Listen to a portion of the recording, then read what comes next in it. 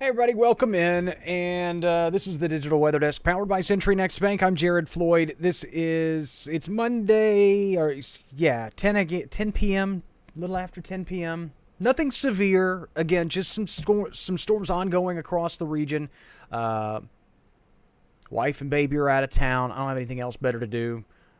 There's some noisy storms. They're unnerving. Lots of lightning. We're kind of repeating what we did Saturday morning for a lot of spots, and so let's hop on and just kind of take a look at what's going on. Again, no active severe weather watches or warnings. There is an active aerial flood watch out through tomorrow morning, really because of the storms that are continuing across the region. If you joined us for our evening live stream, we addressed this possibility, and if you've looked on the app or you followed the forecast, you noticed that we had rain chances up to 40% while it didn't rain for much of the day after we dealt with storms this morning.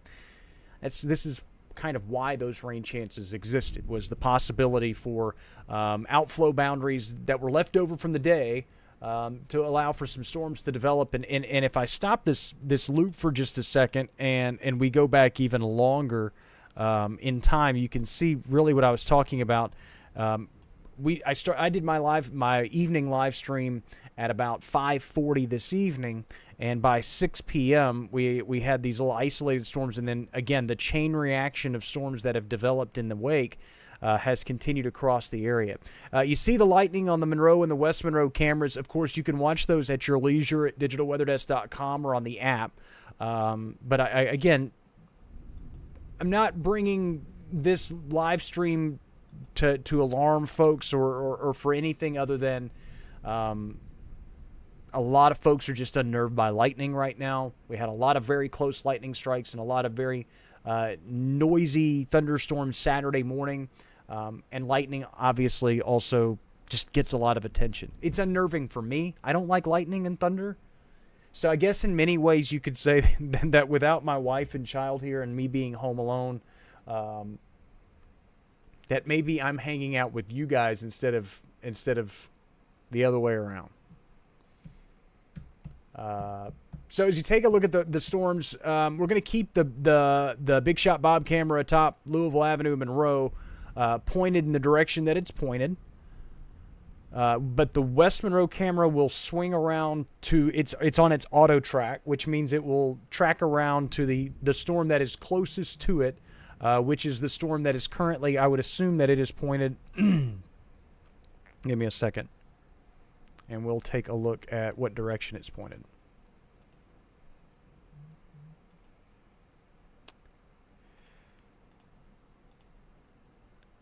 So again, here's a look at the West Monroe camera, looking off to 318 degrees, which is off to the north and west. Again, think of a compass when you see the camera heading and it gives a degree. 0 is north, 90 degrees east, 180 degrees is south, 270 is west. So 318 degrees is generally off to the northwest from the Ouachita Parish Fire Department in West Monroe. So again, if you want to get super technical in which direction and what storm we're looking at with all of that very bright lightning, we are looking at this storm right here. That is out over the Drew area, stretching up toward the Indian Lakes region, and then stretching back toward Darbone Hills and through parts of West Monroe, which is where Jeremy is. And Jeremy is almost kind of standing by live in the 40 Oaks Farm area, where he says it is not overly fun currently. So we'll put this back into motion, and for folks that are just going to hang around with us, I don't expect to be out for an extended period of time, but like I said, I don't have anything else better to do. This is also what the whole point of this is for, is when folks are unnerved by the weather, for us to be able to provide, not safe haven sounds silly, because we're not really providing any kind of safety other than the safety of being informed and being able to give actionable information. But again, to provide community, I think is probably the best way to describe it. Jenny says, we were just talking about you in the family group chat. Always honored to make the group chat. Carolyn, thanks for joining in. Jessica, hello. Says junk food with Jared time. Shay, and Sarah and Shay says loud out there. Lindsay says yes. I don't know what context that was because I've said a lot of things since then. Hello, Nancy. Taylor says, my app says dangerous storm approaching. That is an algorithm-based or an alert-based that you will receive. That could be a few different things. And now, if you want to pull up the app, you can go through specifics on what each alerts mean, especially in terms of the proximity alert. So if you go to like locations and you want to edit and look at all of the different alerts, if you go down to if you keep scrolling, you can get down to the dangerous storm approaching, and it will tell you the specifics on a storm capable of producing hail, damaging winds, and potential flooding will be arriving at the specific location within 15 minutes. So that's what a dangerous storm approaching alert means. And you can read a little brief descriptions about all the alerts on the app. And links to download can be found at digitalweatherdesk.com. Miss Norris, thank you so much for joining in. Yeah, Joe says the same thing on Good Hope. A lot of folks hopping in. Hello, Mr. John Walton. Hope you're doing well. Hope the family's doing well. One of my favorite people of all time in the history of the universe. For those asking specifics about severe weather, we aren't really expecting severe weather anywhere in the area. And if we do see it, it would be rogue and isolated. Now, if you look at these storms, they do kind of look supercellular in nature, and that's, for lack of a better term, because they are. If you looked at the severe weather outlook, the convective outlook from the Storm Prediction Center earlier today, they discussed the possibility of supercellular in nature thunderstorms developing across the region, perhaps producing some damaging wind gusts and mainly wind gust potential. And there was a non-zero tornado threat generally to our east through the course of the day. Again, the thought process is maybe the strongest of these storms could produce maybe up to some 60-mile-an-hour wind gusts. But there are no active warnings out across the area. And the only active watches that we have out currently are aerial flood watches. Did have a severe thunderstorm watch earlier today.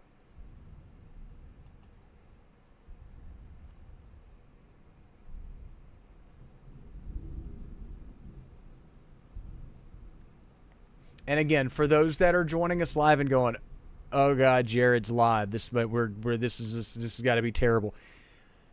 We're here because the storms have been very, very unnerving for a lot of folks lately, and it's 10:13 on a Monday night. What else is there to do than to hang out, watch the storms, and also, to be honest with you, these cameras give us a very, very good vantage point of what's going on. So to be able to pull them up simultaneously with the two, okay, that Monroe one was actually pretty close to the house here.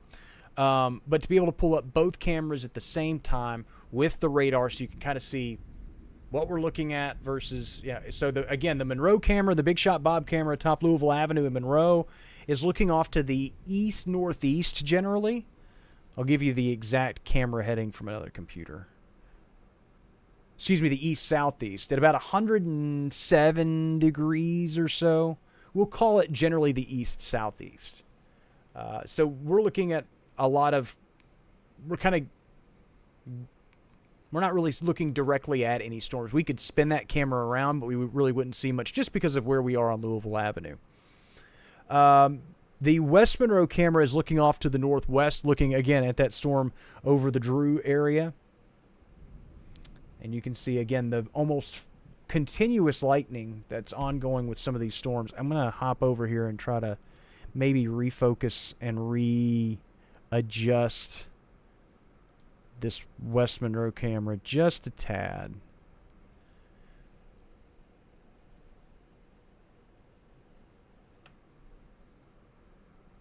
I'll get back to the comments and everything in just a minute.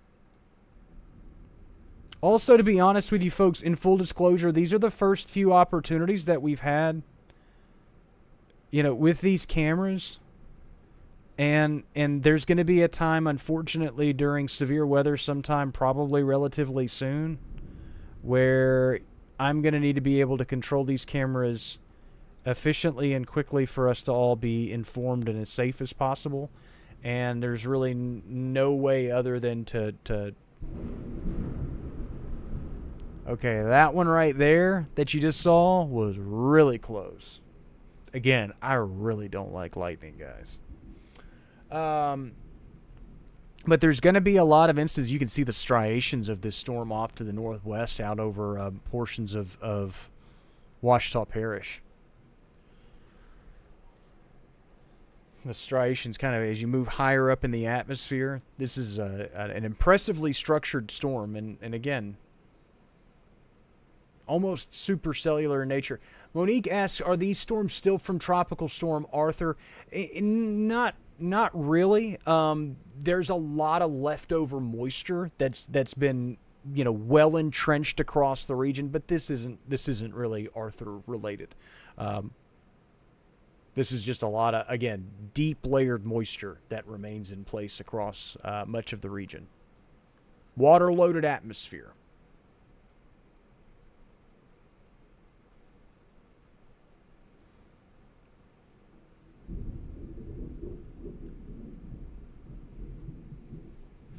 We can hop over to the traffic cams in just a second. Let me pop up one cam full so it doesn't look all icky when I move over to a different screen. Again, please exercise caution on the roadways. For those that are just joining, nothing severe. We're just joining you because it's a Monday night and there's a lot of noisy thunderstorms across a good chunk of the area. Some localized street flooding probably going to be our biggest concern. Yeah, it's a pretty healthy. Yeah, it looks like a pretty healthy looking shelf cloud trying to get going there.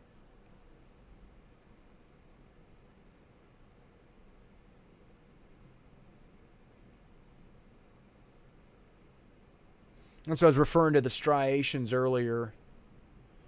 As you move kind of higher up into the structure of the clouds. All right. Sorry, I got distracted. So now let's go back. There's a look at the I-20 cameras. Let's take those full for a second. Just exercise caution on our local roadways. That is not a wall cloud on the West Monroe camera. We have a shelf cloud forming, but a wall cloud would be a much lowering.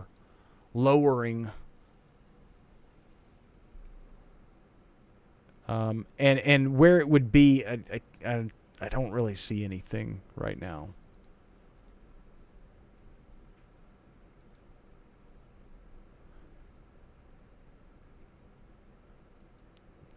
Is this? I mean, in full disclosure, though, like this storm is probably bordering on being severe.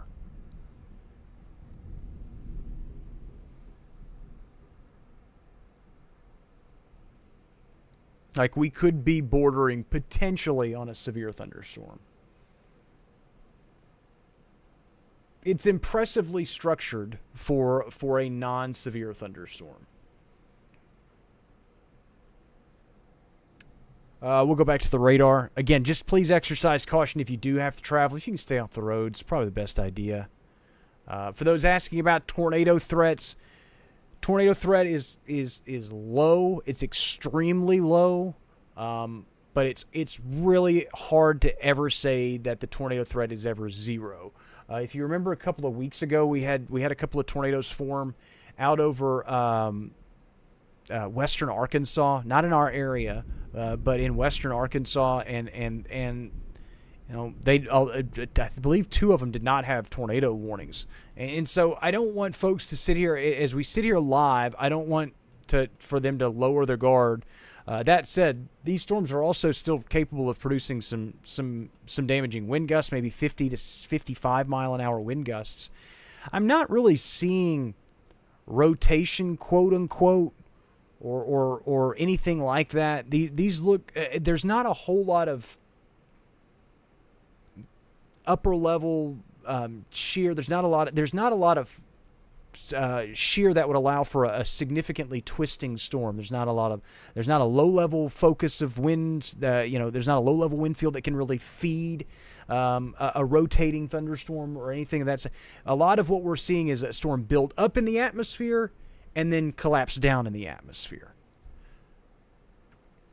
there's not a lot of upper level steering. There's nothing. There's not a cold front or anything guiding all this stuff. It's really just purely heat and humidity and collisions of boundaries that are allowing for these storms to bubble up, and so they're just going to kind of develop and rain themselves out over generally the same. They're not moving much.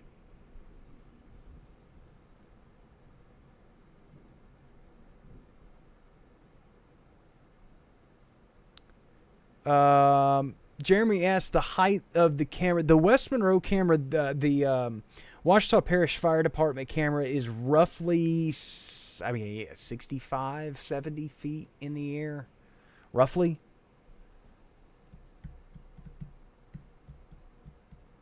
The Monroe camera is 12, 15, 18 feet off the ground. And we are going to eventually move it probably another 2 or 3 feet higher than that.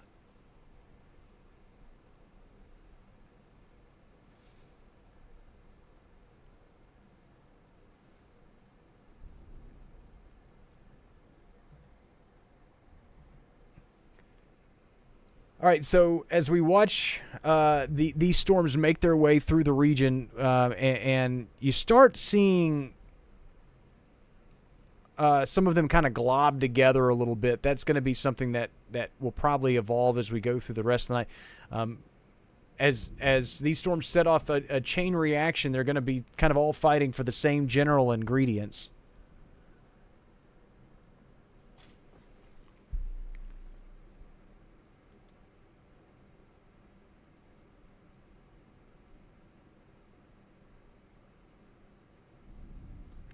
Again, y'all just bear with me for a second, simply because there will be a time. This is essentially practice for me.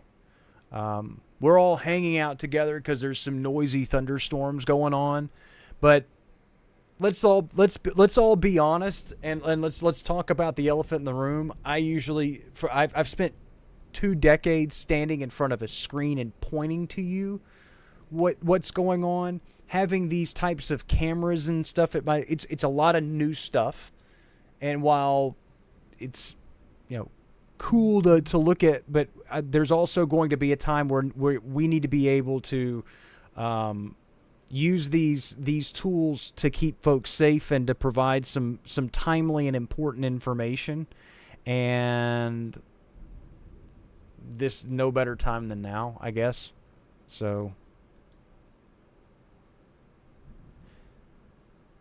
there were a lot of instances, you can't simulate a tornado warning. You can't simulate the stress caused during a severe weather event. None of this is severe. Again, by definition, none of this is severe. So I don't want folks to hear me talking about this stuff and go and get on a live stream and go, oh gosh, it's not that deep.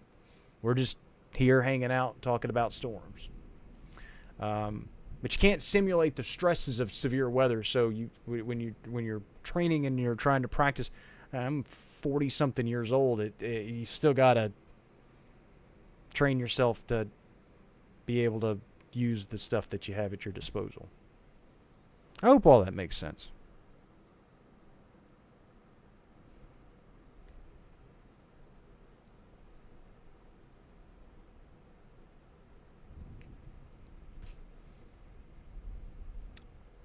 John and Amy asked, do I like this setup better than the green screen? Yes, because I get to sit. I never liked standing. Pointing and holding your arm up for extended periods of time. This sounds so silly to say it like this.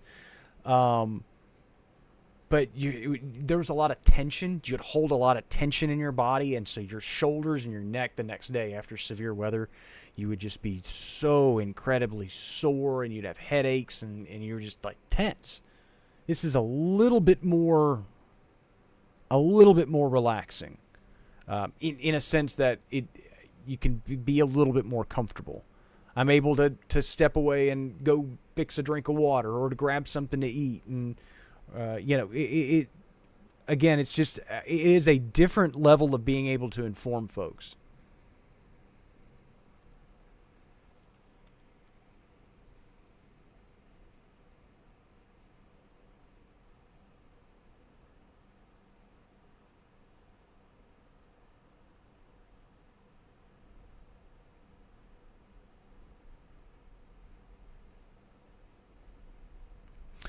Actually, let me switch. Shout out to our friends at Hascams and for joining us on the feed. They're kind of monitoring things, which this is what they do. Is as the suppliers of our cameras, is they monitor these feeds as well, oftentimes, to give us some guidance and to give us some suggestions.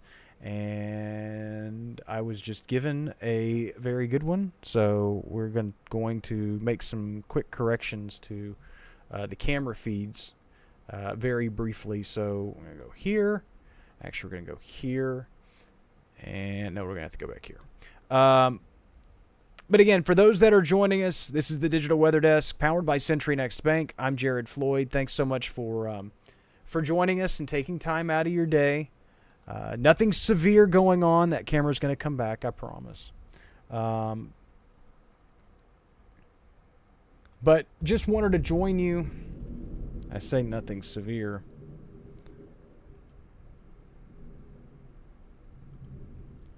Some impressively organized storms. Slow movers, though, creating some heavy downpours. Please exercise caution.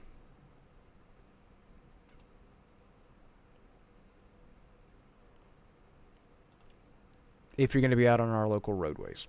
Okay, we're going to lose the Monroe camera for just a second.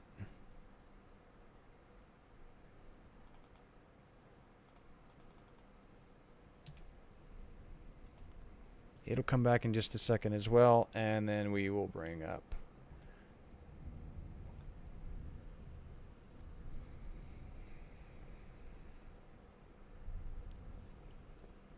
for those asking, so again, where these cameras are located, the West Monroe camera is atop the Ouachita Parish Fire Department off New Natchitoches in West Monroe, and the Monroe camera is atop Big Shot Bob's office. Big Shot Bob, Louisiana's car and truck buyer on Louisville Avenue in Monroe, 117 Louisville Avenue. So right kind of close to the foot of the Louisville Bridge, we are looking off to the east-southeast from the Monroe camera, just simply because of the vantage points kind of blocked by trees behind you. And so we see what's kind of off to the east-southeast there. We are looking generally off to the northwest with the West Monroe camera. Again, for those that are just joining our feeds for the first time, welcome. This is kind of how we typically do severe weather, although this is not a, severe weather episode. We've got some noisy, kind of scary-looking thunderstorms making their way through the ArkLaMiss. I have a lot of different computer screens in front of me, so we go from a lot of different pieces of information from time to time to time.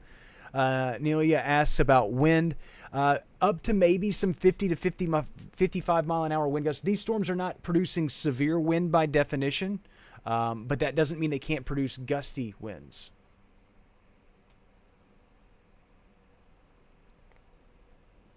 Yeah, a lot of what you're seeing now is you're getting the lighting of the city lights against the lower camera, the lower parts of that cloud across parts of West Monroe.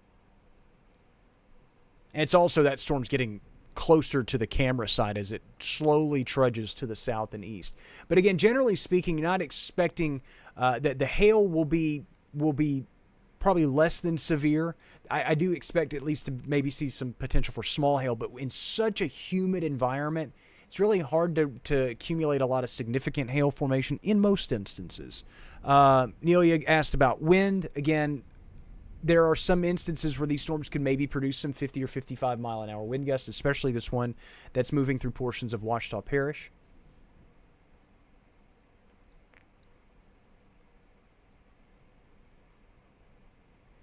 Randy asked, "What's the difference between a MVC and a cold front?" And what he's really saying is MCV, common mistake. That could just be an easy little thumb slip there on the keyboard.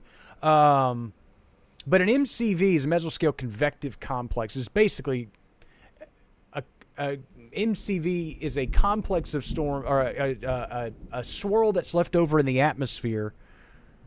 That lightning strike may have been close enough to cause some issues on my end. There they are. But a mesoscale convective vortex is basically a swirl in the atmosphere left over by an area of thunderstorms. A cold front is obviously a dividing line, a boundary in the atmosphere between two completely different air masses. A lot of people hopped in and commented at the same thing. Jessica, yes, not being stuck anywhere other than home is a huge perk.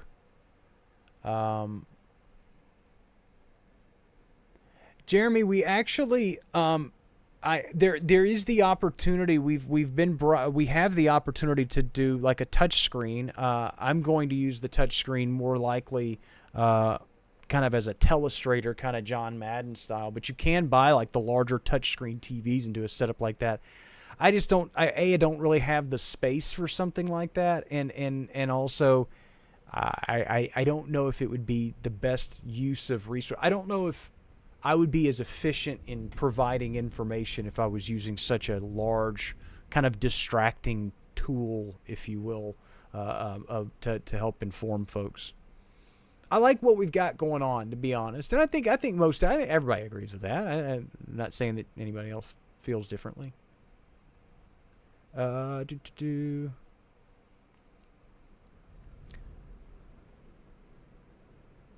you're getting some pretty heavy rainfall here.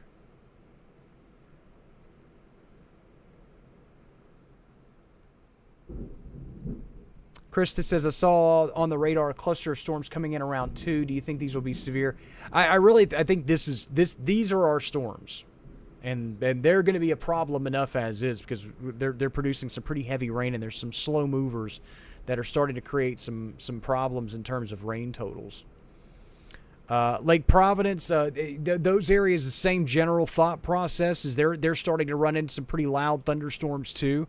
As we get the better radar vantage point over the Mississippi Valley. Again, it's the same. Everybody's kind of same hazards. Up to maybe some 50 to 55 mile an hour wind gusts, up almost to severe limits in terms of wind gusts. Small hail, but probably not severe. And then the heavy rainfall with some slow moving thunderstorms, and that's where we're running into some problems too. Frequent lightning, often an indicator of a very unstable atmosphere, or in this instance, a very warm, humid, unstable atmosphere. A lot of particles colliding together.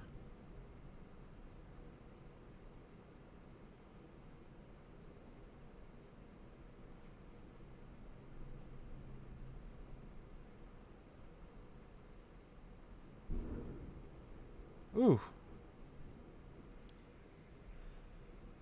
That one was loud.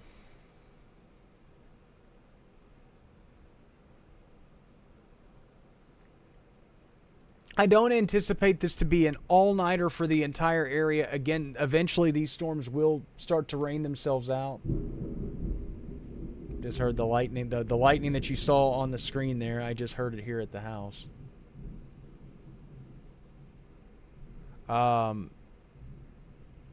Again, eventually a lot of these storms are going to rain themselves out as we go into the next couple of hours. But in the short term, these are the problems that we're dealing with. Some slow-moving storms producing some heavy rain in a water-loaded atmosphere that really won't run out of moisture, at least here in the short term. We're going to have to lose the instability and kind of overturn the environment to get rid of these. Once we get beyond this rainfall, the rain chances tomorrow are quite isolated, very spotty in nature.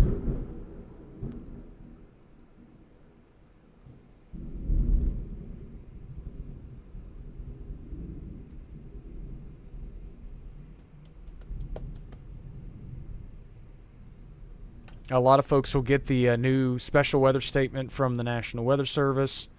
For Lincoln, Washita, and Union parishes, 40-mile-an-hour wind gusts, up to half-inch sized hail with the storm, again, moving east at 15 miles per hour.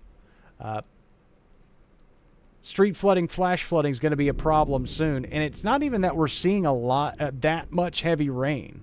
It's just that we don't need that. It doesn't take much to cause problems for us right now. Farmerville already an inch and a third of rainfall. Jonesboro is at 3/4 of an inch of rain, but that was all from earlier in the day. All right. There's so much lightning, I'm kind of unnerved by holding a metal water cup. I am going to go refill the water, and so I'm going to leave you guys on. I don't have a camera without me. You know what? I can just turn my camera off this way. And I'll be back. This is the Digital Weather Desk powered by Century Next Bank.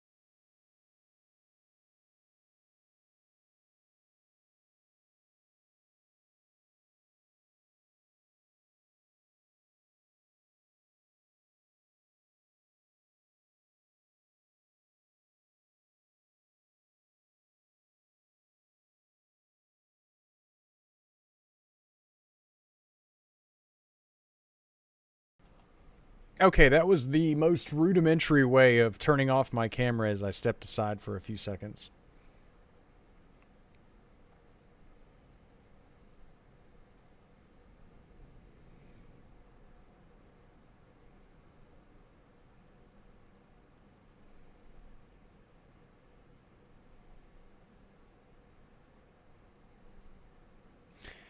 Again, for those that are watching, we're just keeping an eye on these storms as they make their way through northern Louisiana, far southern Arkansas. We're also seeing some notable storms extending into southern Arkansas. Again, nothing severe by definition. Let's switch the West Monroe camera back over into its auto storm mode. So it'll follow kind of the more intense parts of these storms. All right, that's going to block us right in the middle of a pole. So let's not do that. Again, some of these cameras obviously are going to have their limitations because of how we're having to mount them. This one is mounted on an antenna, on the fire department, and so it is blocked to the north. Bob's camera on Louisville Avenue, it's got trees back to the northwest, and then there's going to be some cameras. The two that we are installing shortly here in the next couple of weeks. We'll have some very impressive fields of view in Ruston and Lake Darbone. We're really looking forward to those and what they will do for those communities. 0.4 of an inch of rain already at the West Monroe camera. The wind gusts have not been egregiously high. And I'm going to turn that camera toward the storm that is making its way through southern Union Parish. So we're kind of looking off in the distance now. I say we're looking off in the distance. We're kind of looking through one storm, trying to look at another that is making its way through portions of Union Parish.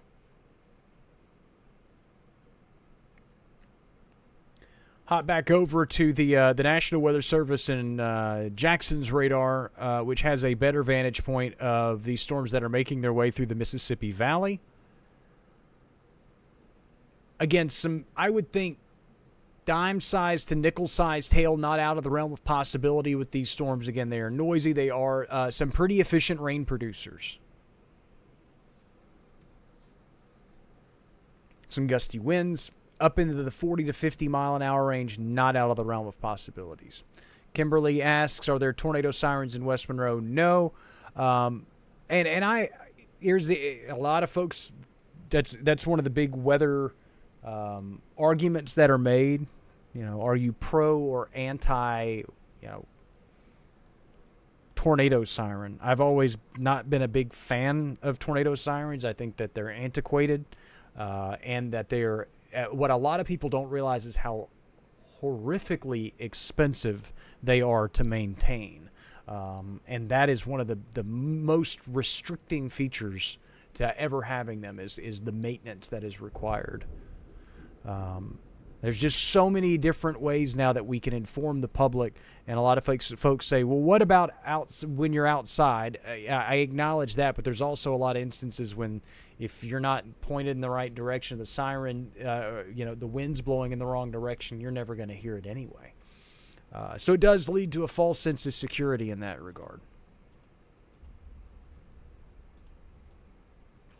In a perfect world, we'd have outdoor sirens. Everybody would have a cell phone with the right apps, but we don't live in a perfect world. That'd be really cool if we did.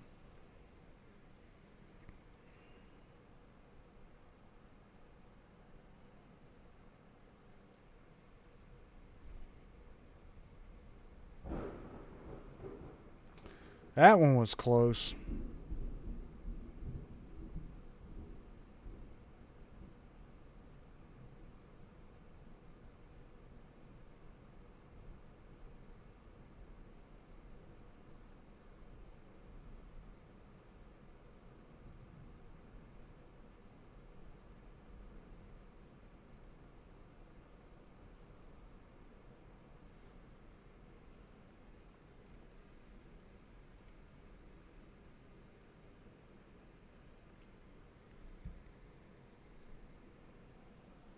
Kimberly, now we're not expecting tornadoes with this development tonight. Again, we can't completely rule out. It's not zero. But generally speaking, these storms don't necessarily have the upper level environment to support that kind of nonsense tonight. Again, the threat is never completely zero, especially in the ArkLaMiss. Or the threat, if you have thunderstorms in the ArkLaMiss, the threat is rarely ever zero in terms of tornado. Maybe very, very, very, very low, but it's never usually completely zero. I said it jokingly the other day that only a Sith deals in absolutes, but you just can't. I never will say. There are very few instances where I will say 100% or 0% of anything in the weather world. That's just...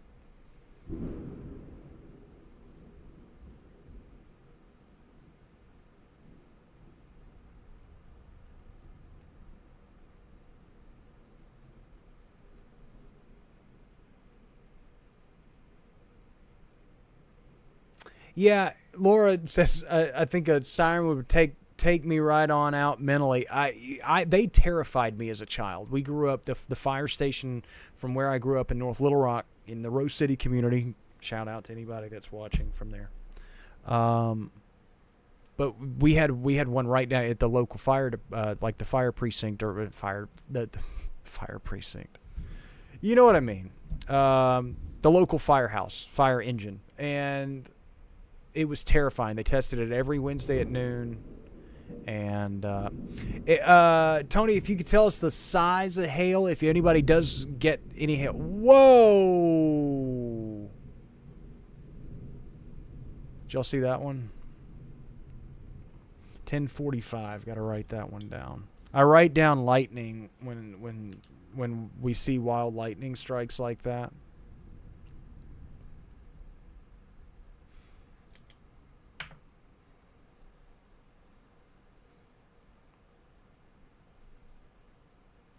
This is very small hail. Good to know.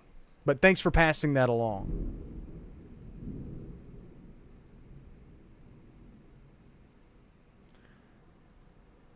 Now we've got. I'm just watching the lightning now because that was a pretty wild lightning strike on the Monroe camera.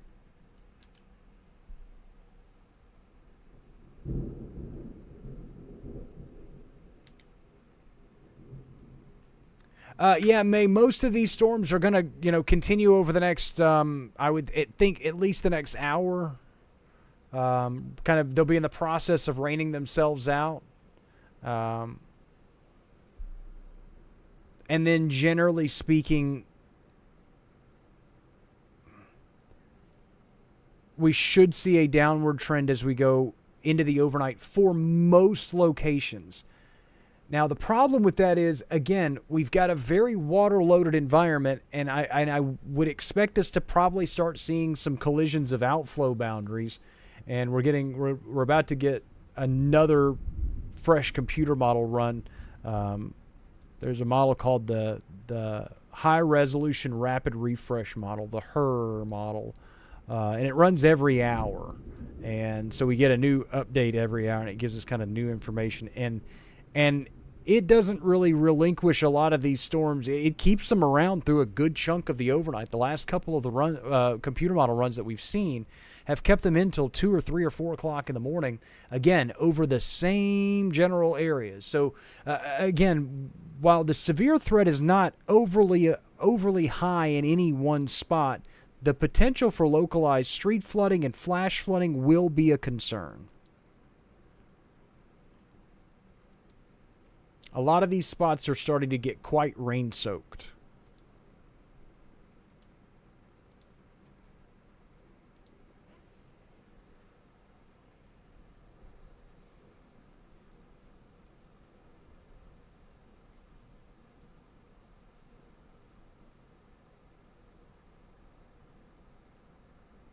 So a lot of folks are basically going, "Hey, is this over?" And in short, no. I mean, these are going to continue to kind of fester here and there. We've got other storms continuing across southern Arkansas. They again extend into the Mississippi Valley. We've still got, this isn't going anywhere, and it's not. Again, we're not running out of water. They're not going to rain themselves out. They're going to have to kind of overturn the entire atmosphere. And that's going to take a minute because, again, there's a lot of water-loaded, warm, humid environment in place.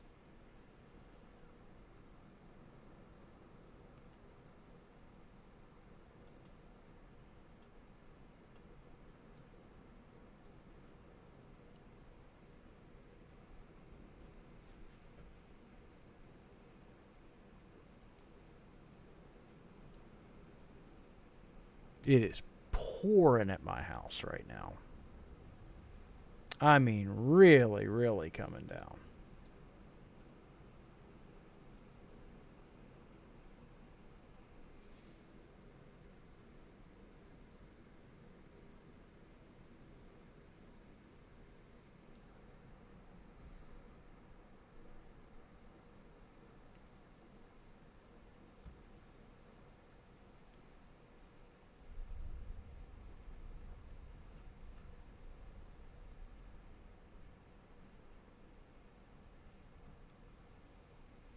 So for those that we're watching these storms, don't get too panicked when we're looking at these storms over the Mississippi Valley and we're using the National Weather Service and Jackson radar. If you're looking at that storm in Union Parish right now, it looks a lot worse than it actually is, simply because we were looking at it from not the best radar vantage point. When you move back over to the Shreveport radar, which is where we are now, again, still a potent thunderstorm, don't get me wrong. Still producing some very heavy rainfall. Hello, Mr. Miculus. Thank you so much for joining us. Central Louisiana weather extraordinaire. If you were not following him last week during the Avoyelles Parish flood event, and some of the information that he was providing before, during, after, you can't beat it. And he's also just a great dude.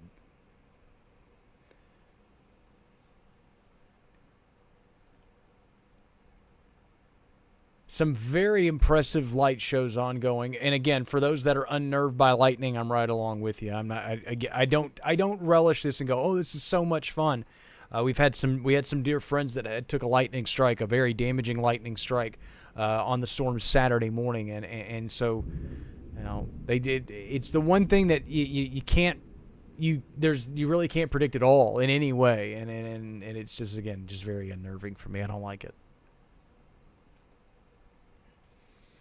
All right, I'm going to switch back the West Monroe camera to the storms mode and see which camera what storm it's going to spin to and how. All right, so now we're kind of over onto the north-northeast, which gives us a little bit better vantage point. So we're not blocked out by the antenna. We can see the storm off to the north and east, which is the storm over downtown. So if you're wondering, if you're looking at the West Monroe camera right now and wondering which storm we're looking at, we are looking at the one right over downtown Monroe. So we would be looking essentially over, downtown.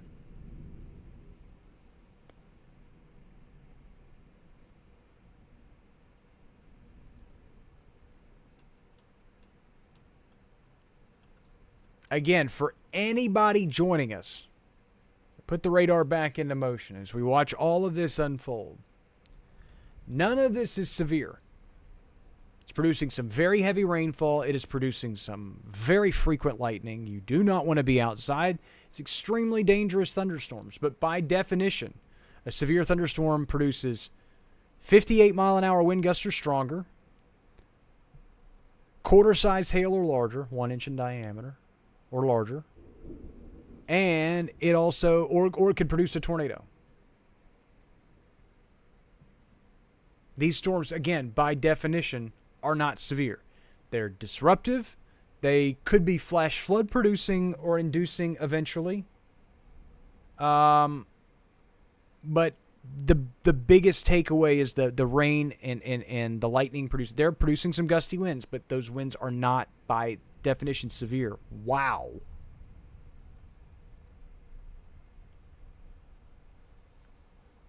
I gotta write that one down too. That was 10:53. I'm missing them by writing all the stuff down. So the West Monroe camera just spun around to the storm off to its generally to the west, the northwest.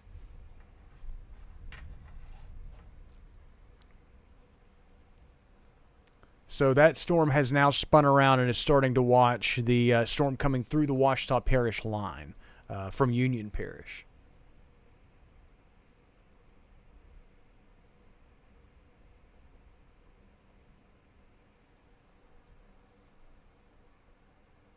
Yeah, and so John says the radar shows bad in Lake Providence, but it really isn't.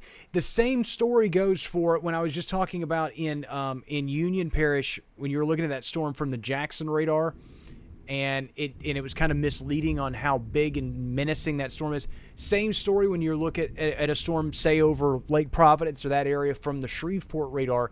It will offset a lot of the radar returns because you're looking higher in the atmosphere, and these storms tilt in the atmosphere. So if you looked over Lake Providence, it may say it's raining, but actually the storm is tilted, and it may not be raining in those areas, or it may be raining very light, or but you get the point I'm trying to make. So again, we go back, and I'm just going to kind of rock back and forth between these two radar vantage points. As the storm spread out over, again, two favorable vantage points in our area.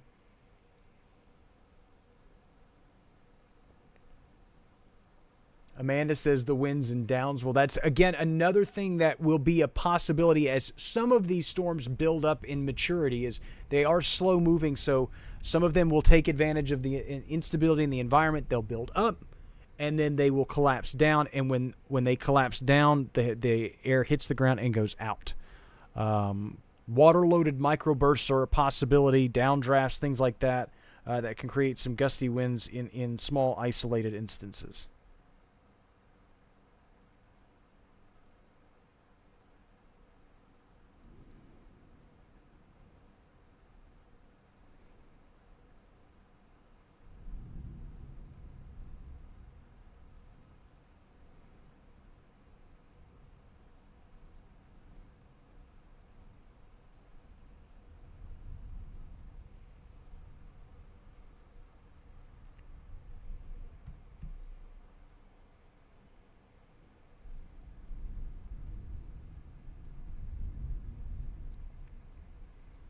Again, for those that appreciate being able to see visually what's going on,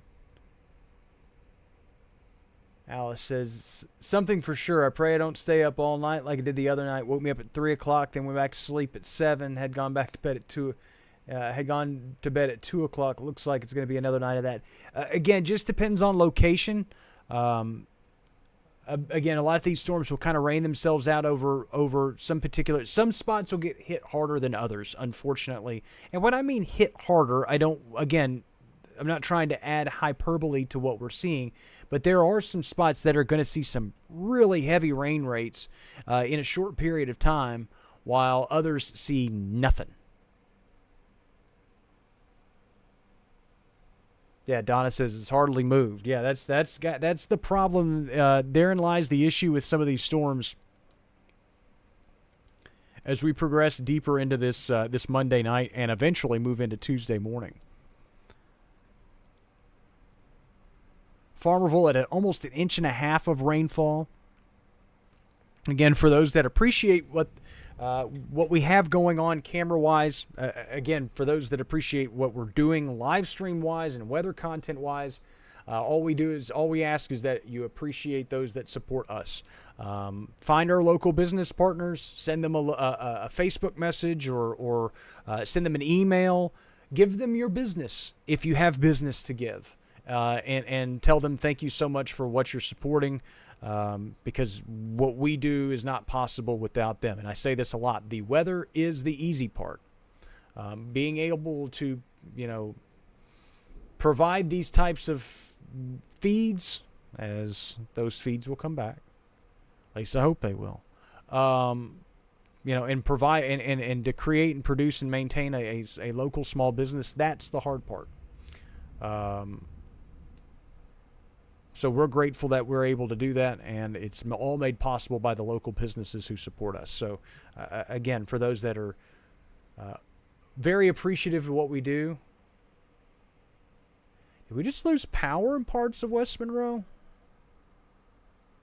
Is it me, or does it, like when we lost that feed, and it almost seems like there are some areas that are darker on the horizon than they were before. It may just be, again, I may have just not been paying enough attention.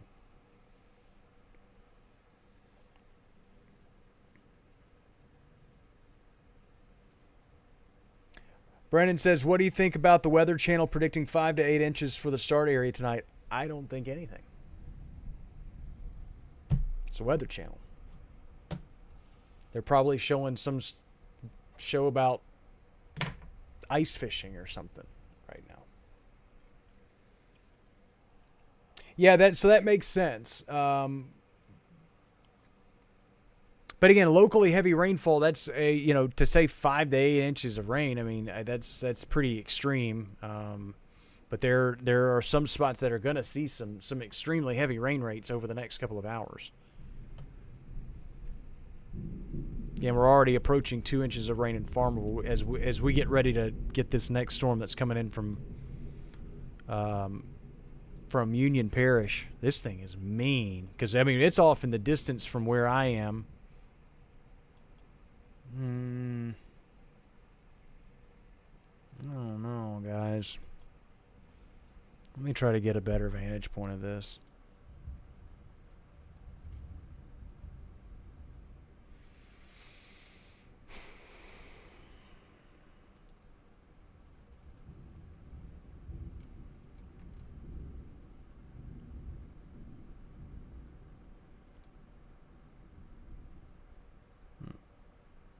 had to disable the auto mode because we're about to go a little bit south of this storm.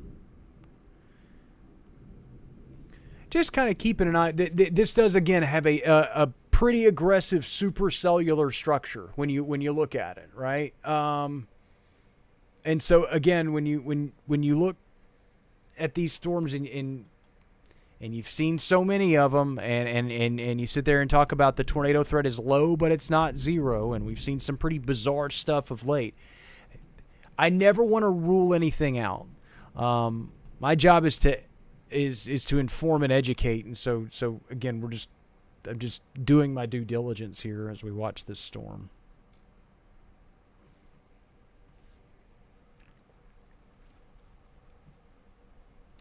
And I think I need to hop off these streams for just a second, give them a second to kind of refresh, and then we'll come back to them.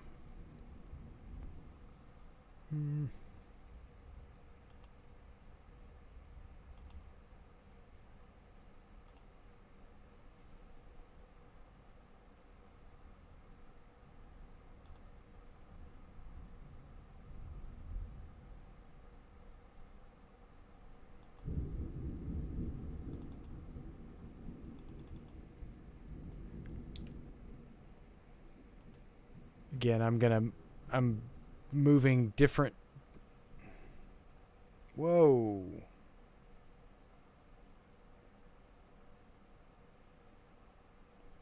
$11:02, y'all.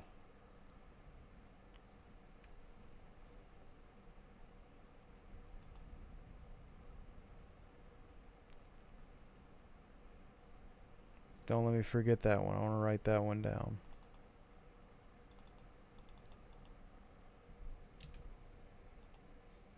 Okay.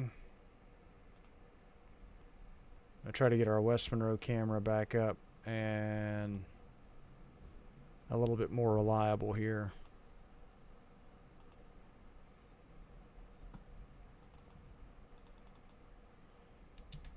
Okay. I'll come back up here shortly.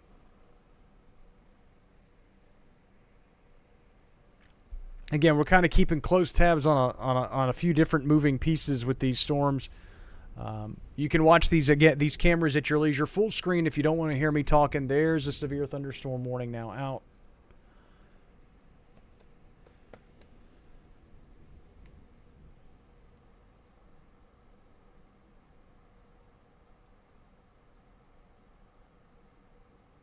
So this severe thunderstorm warning for 60-mile-an-hour wind gusts and up to quarter-sized hail.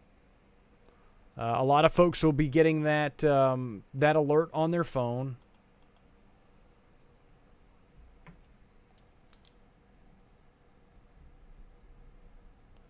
If you're receiving the push alert, then that means that you are obviously in the path of these storms.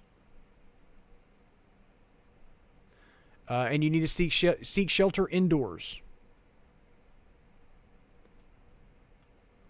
All right. That did not help our feed issues. Made it worse. So let's go back.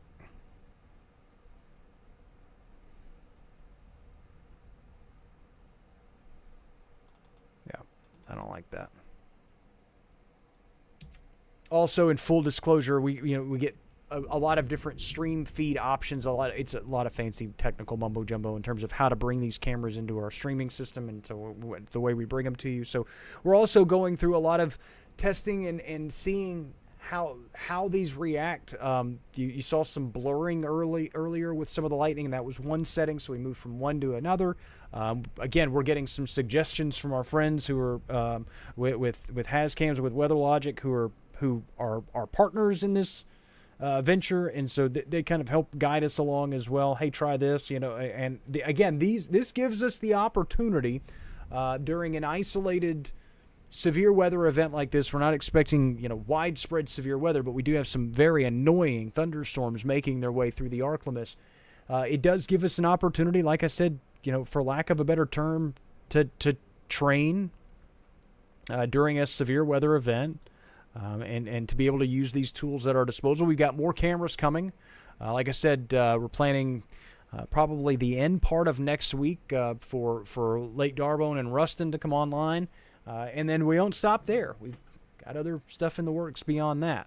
The lightning continues to stay very, very vivid. I'm going to look a little bit more to the north with this storm.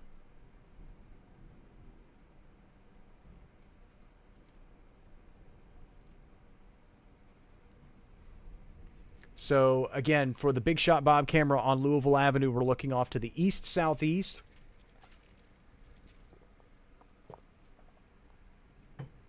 West Monroe camera atop the Ouachita Parish Fire Department is looking off right now to about 300 degrees, so off to generally the kind of the northwest.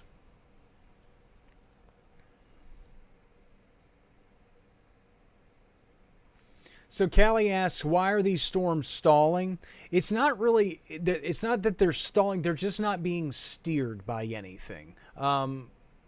A lot of these storms are just they are developing over one area. There's nothing guiding them. There's no strong upper level winds to move them in any one direction.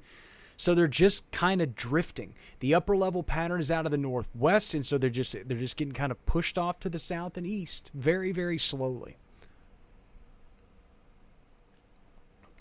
Corbin, we don't have any reason to believe that this storm is tornadic right now. We're watching it obviously from all angles. And I wouldn't be surprised to see some pretty strong winds coming through. Again, the Carlton and Eureka communities, northwestern sections of Ouachita Parish.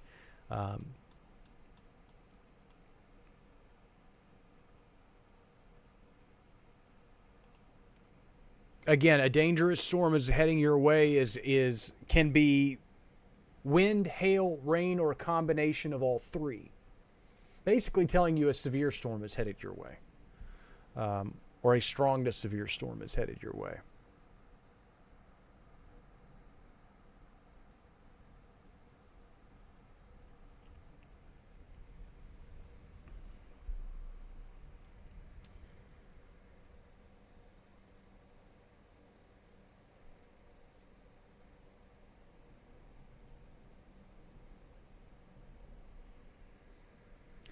Hey guys, if you guys could pass along any kind of information in terms of if you have been on the roadways, if you can kind of give us a heads up of what we're looking at road condition wise out over the western parts of Ouachita Parish.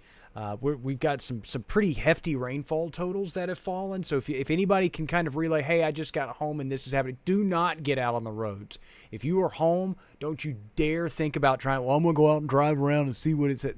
We get enough from right here. As you look at Stella Street, you can see all the 18-wheelers that are moving at a kind of a snail's pace and slowing down there. Again, this is giving us what we need in terms of that regard. Buddy asks a legit question. Why are these storms hitting at night? These storms are hitting a little at night a little differently than the ones from the other night. The other ones were firing off in response to a mid-level trough that was moving through, and the timing just coincidentally happened to be during the early morning hours. It doesn't take much to get a lot going in a very warm, humid environment such as this. Tonight's storms, we dealt with the storms this morning. The atmosphere kind of overturned because we brought a significant cold pool and an expanding area of showers and storms through the entire ArkLaMiss. So it took the vast majority of the day for the atmosphere to really recover with a lot of that warm, humid environment. And we had a lot of leftover small-scale boundaries and outflow from those storms. Those boundaries were still left in the atmosphere. So eventually we were able to get more small development along those boundaries, set off kind of a chain reaction of another round of thunderstorms. This is all really a result of just how, again, incredibly water-loaded our environment remains.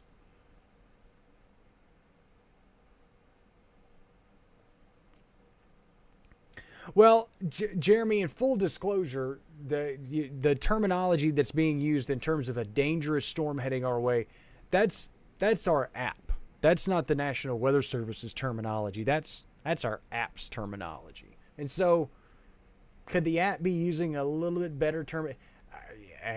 Probably, but I again, what word do you use to get folks' attention? A lot of folks I know, again, just it's an option. A lot of folks uncheck the dangerous storm is approaching because they, in their mind, go, well, if I'm already getting a tornado warning or a severe thunderstorm warning or whatever it is, then I don't really need, that. And I get that, but again, I just leave all the alerts on just because I'd rather get every alert than no alert. So.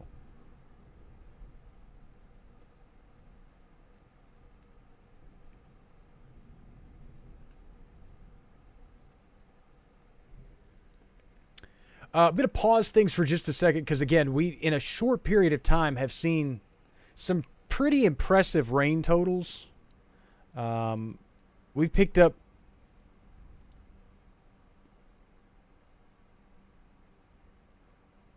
a quick 0.15 of an inch of rain at the West Monroe camera, which, in full disclosure, we haven't seen near as much rain on the south side of the of the interstate, which is where the West Monroe camera resides, as opposed to the northwestern sections of Ouachita Parish into Union Parish. That's where the heaviest rain has sat.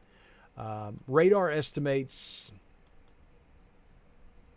we've seen probably over 2 inches of rain already. Over 3 inches of rain in some spots. Again, and this is in really short order. This is just in the last 3 hours. Some of the rain rates that we are encountering currently, we're fixing to get all those noisy thunderstorms move right through here again. I hate lightning, guys. It really is. Again, some of these rain rates are just extreme. And does that mean we're going to see 7.5 inches of rain north of the I-20 corridor? No. That means if it rained as hard as it's raining right now in those areas for an hour, you'd get 7.5 inches of rain. But it's not going to rain that heavy for that long. The rain rates obviously are constantly changing. While we're looking at all the different numbers, here's a look at the outages. Again, kind of minimal in the grand scheme of things.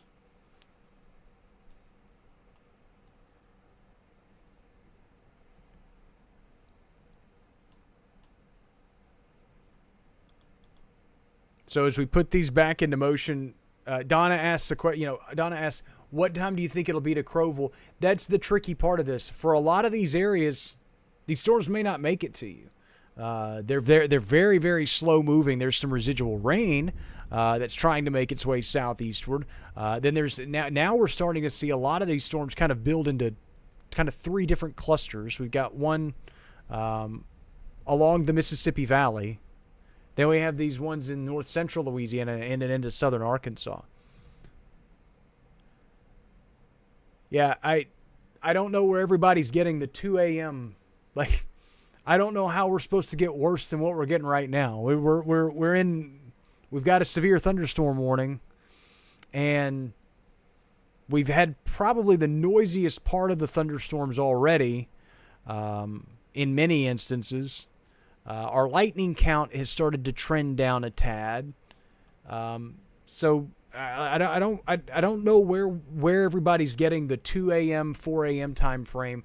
And if you're using the model on the app, that's great. But again, it only goes out 2 hours, and that's only part of it. And then you can go nowcast even farther on the app using the different layers on the app, and that's great. But again, a lot of that's dated data.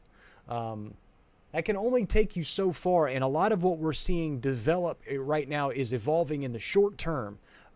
This is all kind of very small scale development, and I don't want folks to get overly caught up on when the worst of it's going to move through. It's storming. They're slow moving. It's causing its own problems right now. Stay off the roads. Again, there are a lot for the night, but it is an encouraging sign. Meanwhile, same cannot be said about this storm moving through northwestern sections of Ouachita Parish. It's still rocking and rolling, making its way through those areas.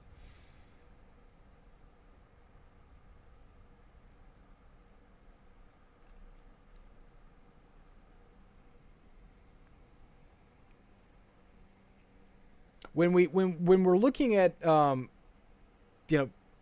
storms as they unfold, forecast data takes us to a certain point, and then at that point, in many instances, we go from what we call forecasting to nowcasting, which basically means we stop looking at what we think is going to happen, and we just are basically dealing with what is happening.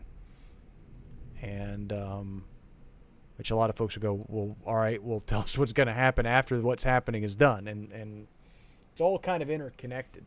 At least at this point it is.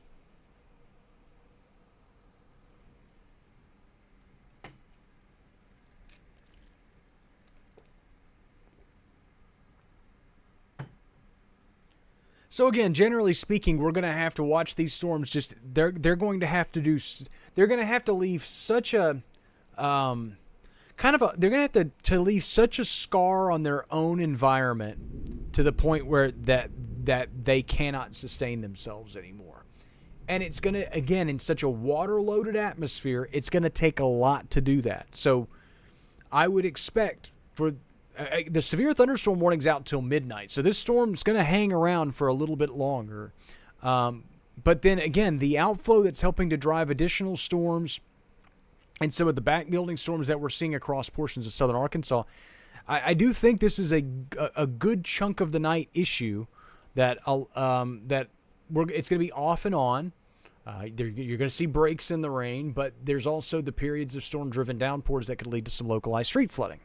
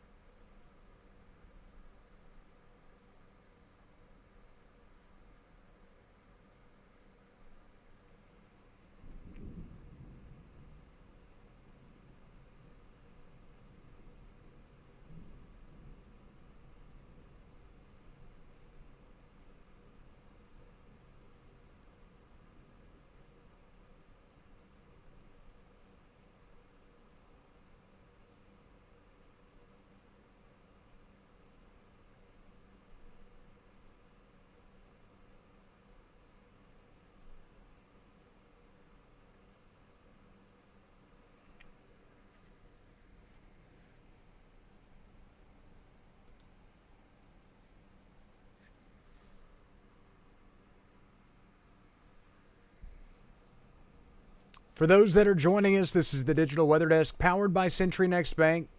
Nope, Becky, I didn't freeze. I'm still here. I stopped and was sending a text message.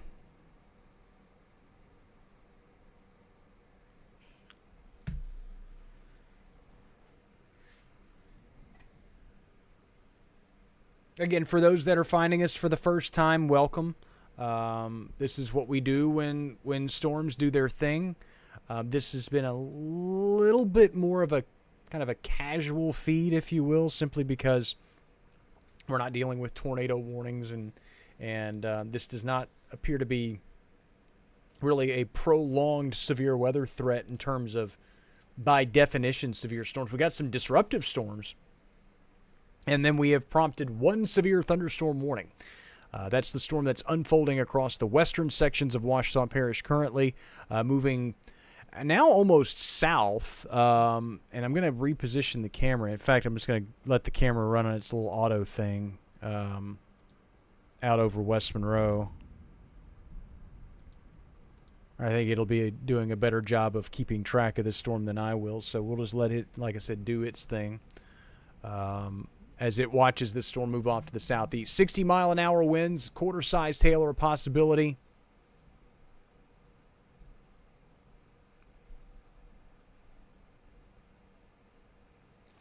Donna says, just joining in, out of town, wondering about Jackson Parish. Jackson Parish, generally fine. We do have some storms that could kind of creep into far northeastern Jackson Parish here in the next hour or two. But most of what we've seen, for those that are just hopping in, and I'll put the 3-hour loop over. We've been on for about an hour and 15 minutes.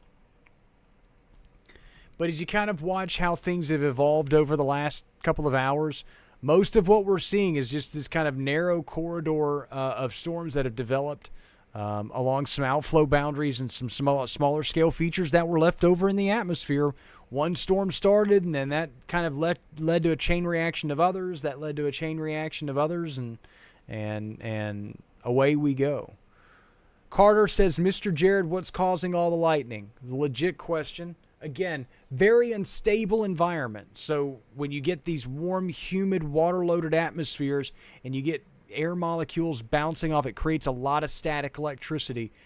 And these storms are building and building aggressively quickly in the atmosphere. They are highly electrically charged. Summertime thunderstorms are often are more inclined to be that way. And these are very summer-like in their overall scope. Ryan, 1.12 inches of rain around Well Road and climbing quickly. Thank you for the heads up there. A lot of folks talking about, Amanda says, going to need a kayak to get around P Ridge. Yeah, that's kind of the general concern now, is the folks out over northwestern Ouachita Parish and some of these water-soaked and water-loaded areas. The plus side is that, quite frankly, a lot of Ouachita Parish has seen some of the lower totals compared to your northern and southern counterparts.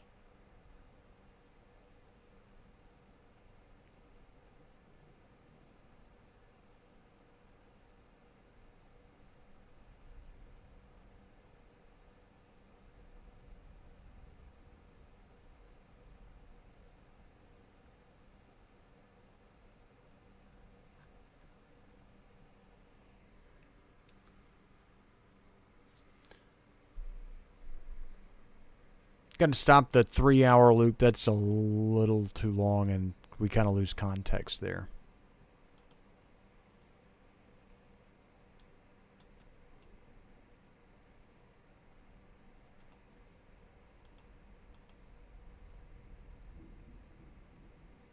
I don't really envision this storm losing steam as it now moves its way along and now south of I-20. For those that are joining us, we are watching a severe thunderstorm making its way through Ouachita Parish.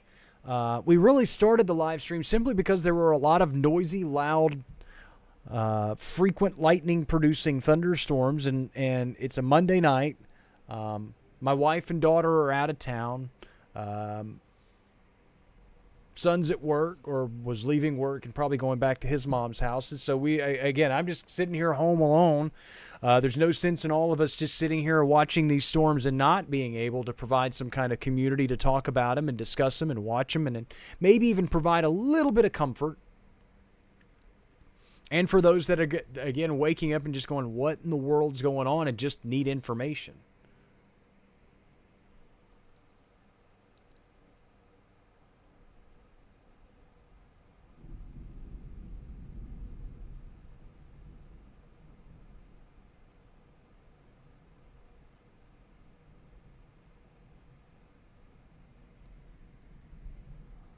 Lots of lightning on that West Monroe camera.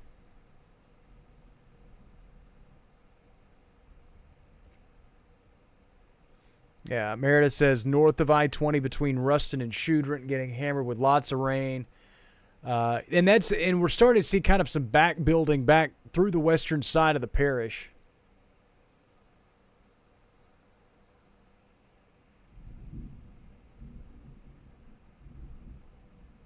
Again, Bob's camera in Monroe is looking east-southeast.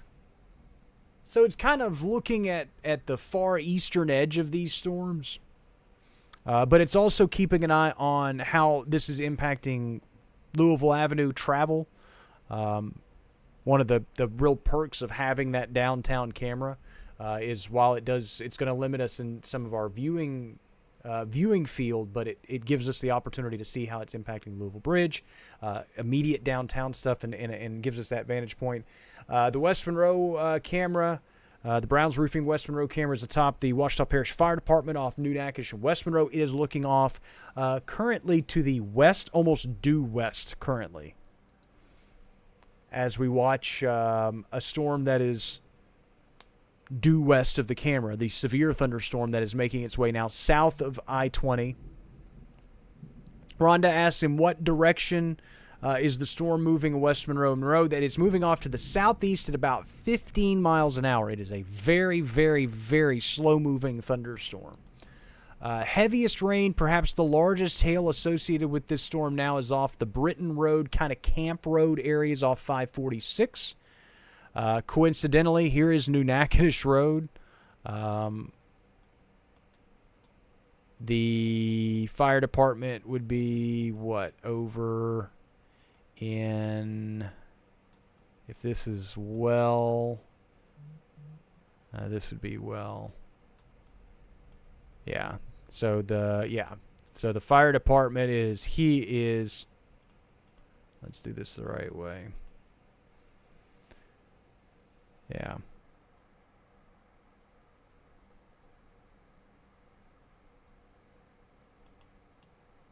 So the fire department is right generally here, and we're looking off this direction to that storm.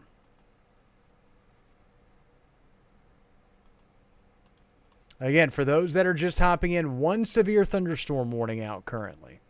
It's out over Ouachita Parish. We're just watching storms because they are loud, obnoxious, and annoying, and this one severe thunderstorm has popped up. For those that are also joining us, a reminder that we've got some pretty heavy rainfall moving through the region. And these storms are now starting to back build a little bit to the northwest. And we're starting to see some more intensification back toward the Ruston area. Ruston points northward.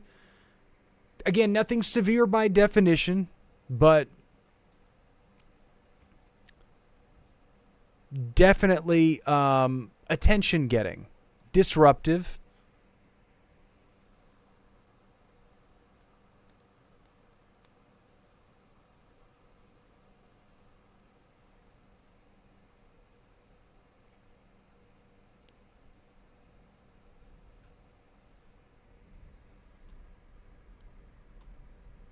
Another thing that we will also start to see gradually as we work deeper into the night, most of what we've seen storm-wise so far this evening has been kind of in a narrow corridor across northern Louisiana and far southern Arkansas. It's been just basically in this area right here. As we go deeper into the evening, as these storms continue to kind of build and use up their ingredients, they'll start to send outflow, and they could send outflow in different directions, and that could also lead to additional chain reaction storms kind of outside of this corridor. And we may already be starting to see that across parts of southern Arkansas. I don't want to say that with a high degree of certainty as we progress through the night, just simply because I don't have a high degree of certainty on that.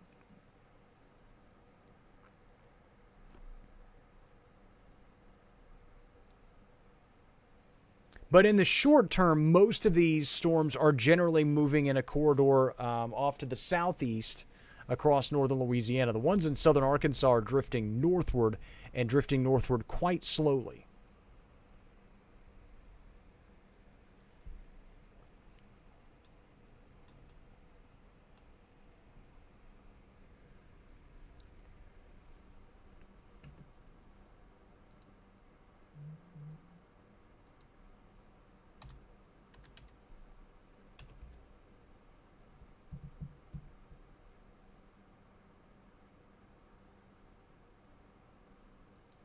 For those of you hanging out and checking out our cameras and watching the cameras, whether you're watching them at digitalweatherdesk.com or on the app, you have made the West Monroe camera the most watched camera on the National HazCams website. So congratulations.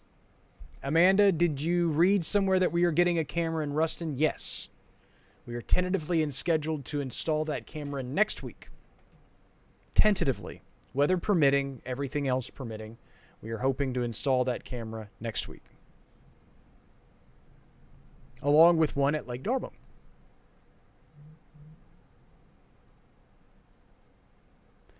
So We do have some merch. We do not have T-shirts for purchase, but we do have the hats. We have the Chunky Snow and the Too Long Didn't Read hats for purchase at digitalweatherdesk.com if you feel so inclined. But yeah, we're gonna do shirts and merch, more merch and stuff eventually. But it just, to be honest, the community has supported and blessed us, and we had so many other, more pressing priorities. One of them being, getting these cameras up and rolling, and to be blessed enough to be able to provide these cameras in year one of an operation such as ours, again, is a testament to the local businesses that have partnered with us and make this possible. And so again, all the credit goes to them. They knew how important it was to be able to see these types of things. It's different to wake up in the middle of the night, hear a bunch of thunder, but then to be able to pull this over, to be in theory in your bed right now, to roll over, pull up your phone, look at this stream and go, okay, there's the radar and there's 2 different cameras getting us a vantage point. And then soon we will have 4 different cameras giving us vantage points.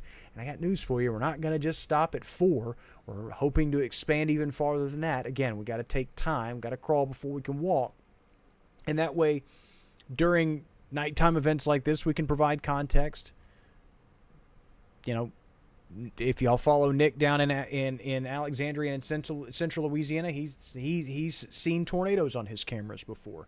Our friends, with Hascams, a lot of their clients have seen, observed cameras, tornadoes on camera, or other pressing, weather events on camera.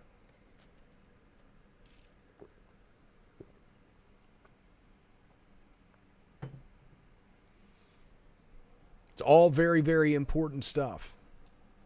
So we're very, very grateful to be able, like I said, to be able in year one to be able to provide that type of information. Quick tabs, just keeping tabs on what's going on in Mississippi. Most of the stronger, more organized storms have kind of shifted out of Issaquena and Warren counties. A lot of the storms across southeastern Arkansas, northeastern Louisiana have, again, kind of started to rain themselves out. We're starting to now kind of refocus the storm potential that we've got a few corridors of still fairly vigorous storms that are still tapping into the environment that's in place. But there's other spots where that environment was a little bit more limited, especially farther eastward where those spots saw folks along the Mississippi Valley saw rain deeper into the day from this morning. And so the atmosphere maybe did not have as many ingredients really recovering and bouncing back in with all that.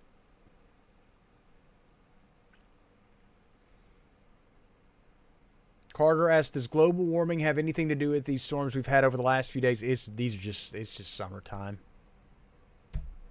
It's just summertime.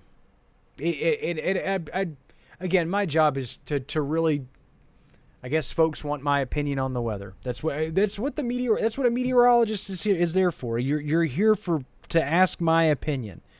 These are just summertime thunderstorms. I maybe I put my head in the sand on too many things, and maybe it's just, but to me a lot of it's just not that deep. And I don't think you were I don't think you were trying to ask an overly intrusive question. It was an innocent question, and I hopefully answered. I say it's just summertime thunderstorms. Very water-loaded atmosphere. What's going on in Grant Parish? Nothing's going on in Grant Parish. Could I explain why the lightning is so close together? What kind of context are you asking that in? In terms of, in terms of the frequency, why is the lightning so frequently? Like why is all the lightning so clustered in aerial space so close together? A lot of that being because lightning happens in all aspects of a cloud and all levels of a cloud, and so a lot of this lightning's happening kind of on top of one another. But over time, it's just, again, because of the volatility of the atmosphere, how quickly these air molecules are bouncing off of each other and creating more static electricity. It's simply just, again, the instability and the how fast these air molecules are moving and developing, and the the statically charged nature of a very warm, humid environment that we are creating.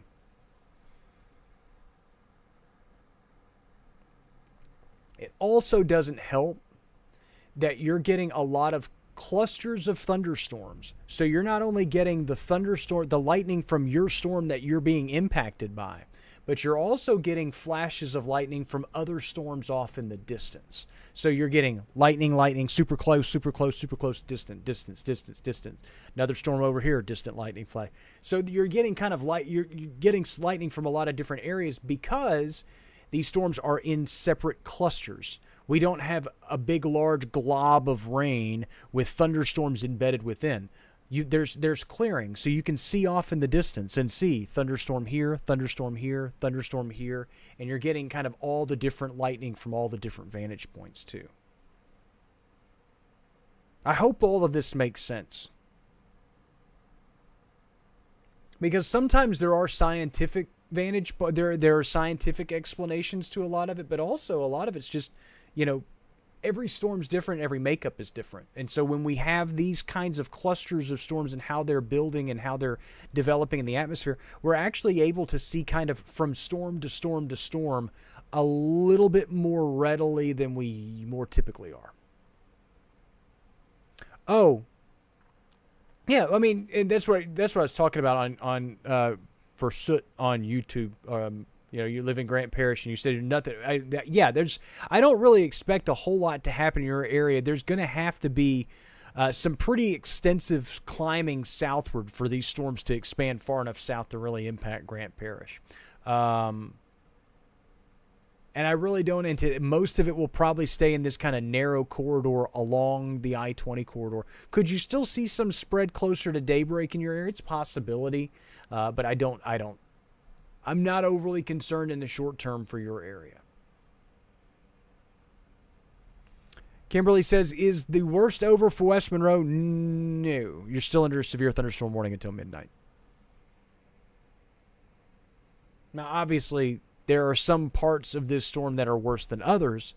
And for the vast majority of Ouachita Parish, this storm has crawled south of the interstate. So for the greater West Monroe area, yeah, conditions have improved, but you're still under a severe thunderstorm warning. There's still quite a bit of lightning to be had. Hey, if you've got storm anxiety, you're in the right spot. We have a lot of this weather community is built essentially on storm anxiety. We don't prey on your storm anxiety. We don't make fun of your storm anxiety. We don't try to take advantage of it for money or clicks or interaction or anything like that.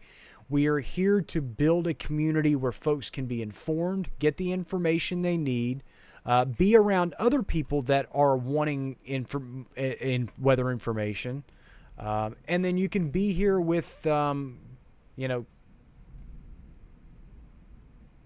Parish. Like I said, Grant Parish is part of our coverage area. And we cover Grant Parish just like we cover, Drew County, Arkansas, or Ouachita County, Arkansas, or Concordia Parish, and everywhere in between. Adams County, Mississippi, to Washington County, Mississippi. And so, like I said, I know that it's important for a lot of folks that have storm anxiety to get the information they need, especially if you're to hop on a stream like this and you see a bunch of menacing lightning and a bunch of, and I'm sitting here talking about all this stuff. It's unnerving. So, for a lot of folks. So, we're just trying to provide as much information as we possibly can.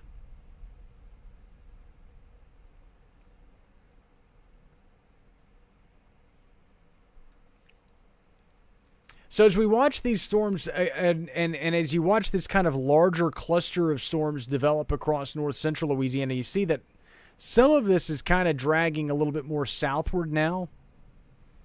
And which is encouraging because at least it's starting to move these higher rain rates. We're finally getting a little bit of a cluster that's kind of progressing almost more southwesterly than southeasterly. But again, all of this is positive in terms of giving us a chance in Southern Union Parish and Northern Ouachita Parish, a kind of a chance to dry out. Because once these storms got going, they started over portions of Claiborne and Union and Ouachita parishes and into Union County, and they just didn't move much in the short term.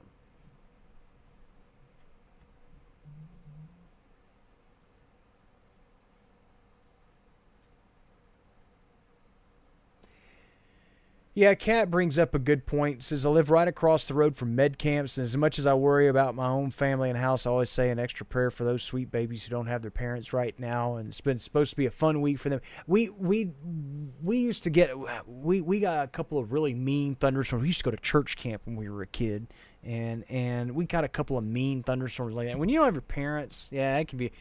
Again, I was just a big weather weenie to begin with.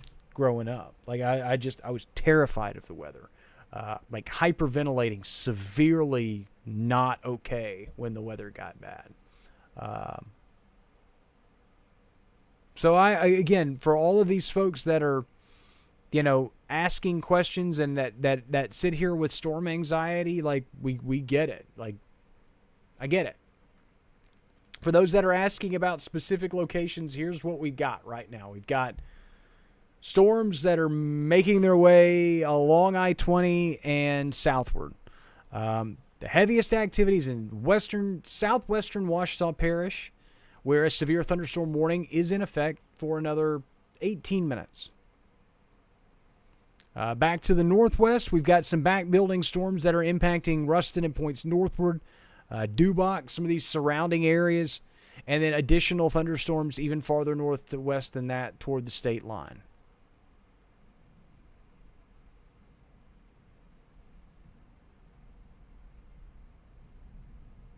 These storms are going to continue to kind of just fester. And that's the word that I used earlier in the night when we talked about the possibility of these developing, is just that they are going to fester through a good chunk of the night. With outflow and other small-scale boundaries that develop from these storms, at times the focus of the location of these storms will shift. We started in Claiborne Parish and Union Parish. We've shifted into Union and Lincoln and Ouachita parishes. And now we're starting to see that shift even a little bit farther southward than that. Quarter-sized hail can't be ruled out with the severe thunderstorm warning, up to 60-mile-an-hour wind gusts.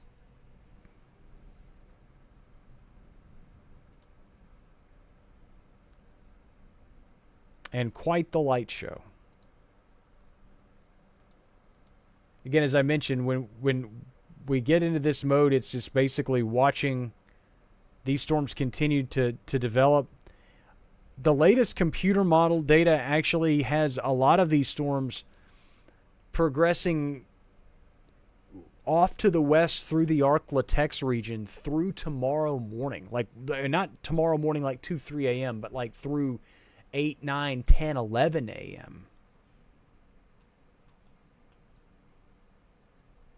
And you can kind of already see the back-building nature of a lot of these storms back through the ArkLaMiss. So, again, if you're one of those that just can't sleep through thunderstorms in any form or fashion, it's probably not going to be a fun night, just simply because there's going to be some off and on noisy thunderstorms through a good chunk of the night.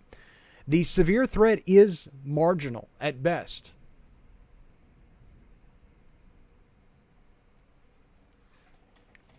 Damaging wind gusts can't be ruled out. Isolated large hail, a possibility. Mainly just wind, lightning, and gusty winds.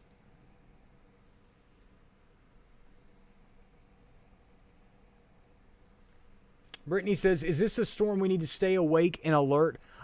If you are under the warning, you need to probably be alert. We got one more. You need to stay awake for 15 more minutes. If you're not under the warning, have a way of receiving those severe weather alerts. I But there are no watches out, nor do I really anticipate a watch needing to be issued. The severe threat in any form is expected to remain very isolated in any one area. How do I go to bed and still receive severe weather alerts? You can download the Digital Weather Desk app, available for Apple and Android users. Links to download can be found at digitalweatherdesk.com.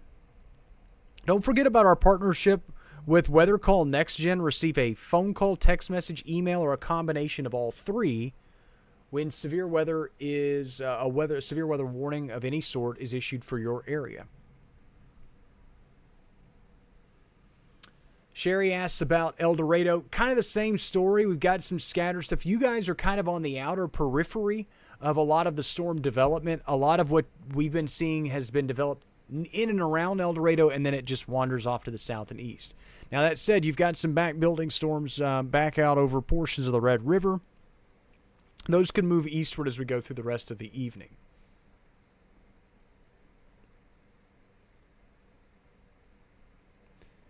Stephanie asks, I need to connect to my dialysis machine. There's so much lightning. Do we know when it will slow down? It just, again, depends on location. And that's the other downside to a lot of these storms is they continue to back build and back feed themselves. And so if you're, for instance, if you're in western Ouachita Parish, it may be a minute with the lightning, because a lot of these storms are also, again, very, very slow moving. I understand that's probably not necessarily the answer you want to hear, but that's just that's kind of the cards that were dealt. And we're also still, again, running into the occasional kind of punchy, pulsy thunderstorm that can kind of get its act together and be really mean for a short period of time. Case in point, this thing just to the northwest is Strong, that's headed through eastern sections of Union County. Again, it's not severe. But it'll be disruptive if you get caught on the roadways and that runs over the top of you. It's not going to be a lot of fun.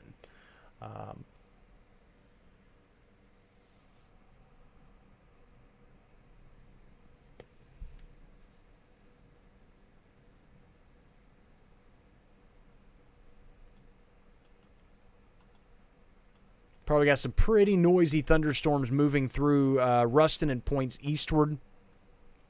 Probably from right around campus, right through downtown, and stretching east right down the interstate. At least that's what I'm seeing on radar. And then up 167.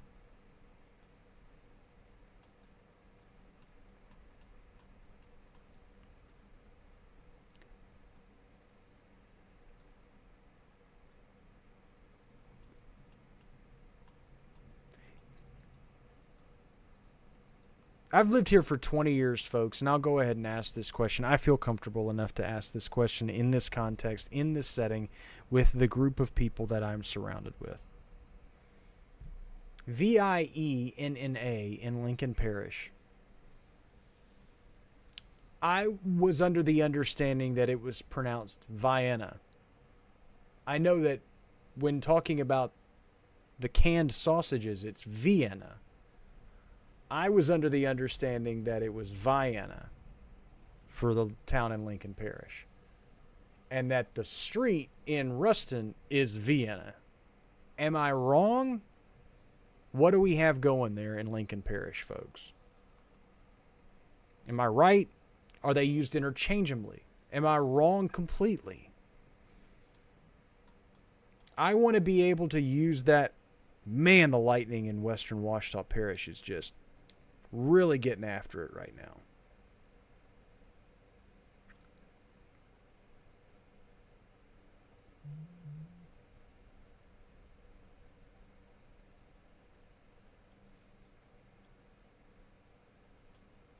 And that is, I'm not joking. I've worked here for 20 years, and you ask 85 different people and you get 85 different answers.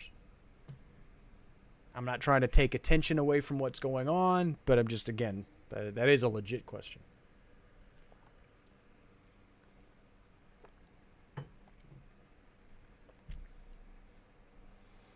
Going to stop the radar for just a second.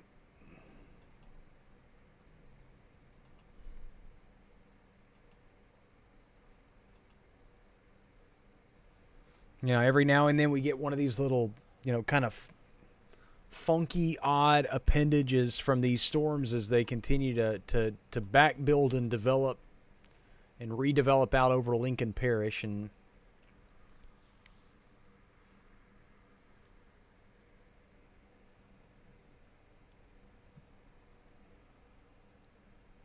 Libby says they say it with the long I. So Vienna. Karen says we all pronounce it differently. So in other words, I was right the whole time. Well, I'm just going to keep doing it the same way I've been doing it. Kat says she pronounces it Vienna, but everyone's different.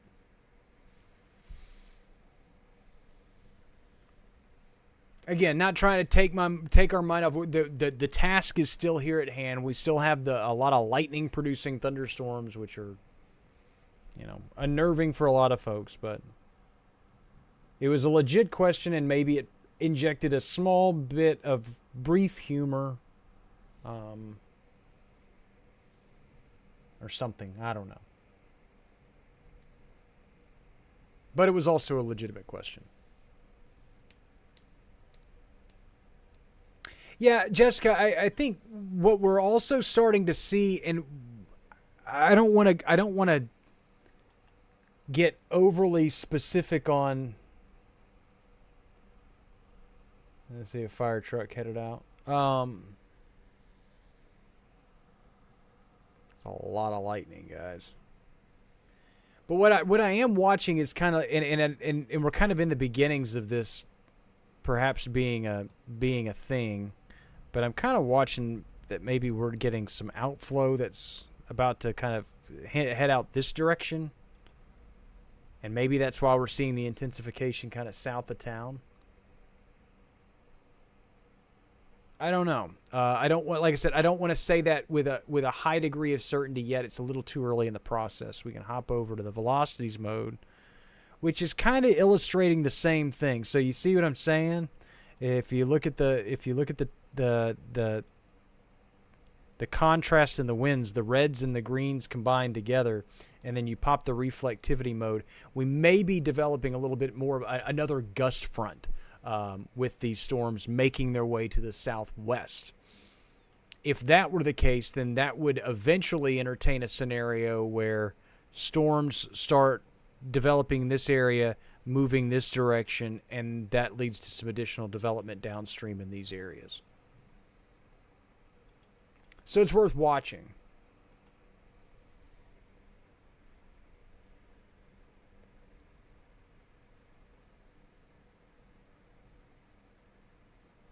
Just making sure our stream. Hope asks, where's the Monroe camera located? Top corner, 117 Louisville Avenue.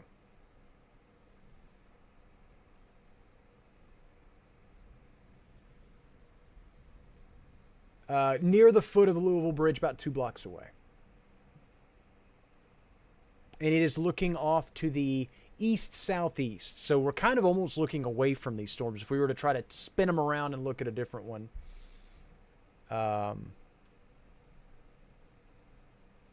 Doesn't have the best vantage point. So West Monroe one is we're getting a lot of very frequent close lightning strikes, and so that stream keeps kind of coming in and out.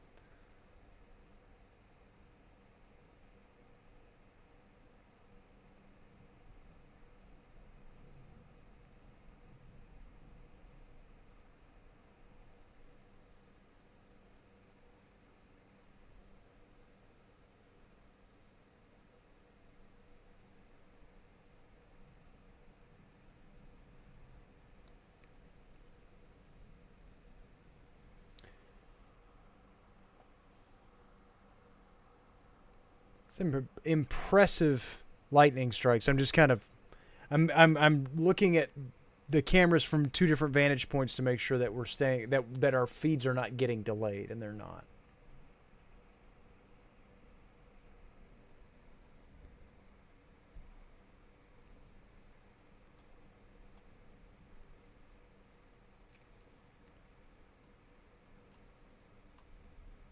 So let's kind of back this radar vantage point. For those that are asking, like, and nobody has asked, but if somebody's wondering in their head mentally, why has he not gone over to the Mississippi River? Most of these storms have pulled east and moved out of our area.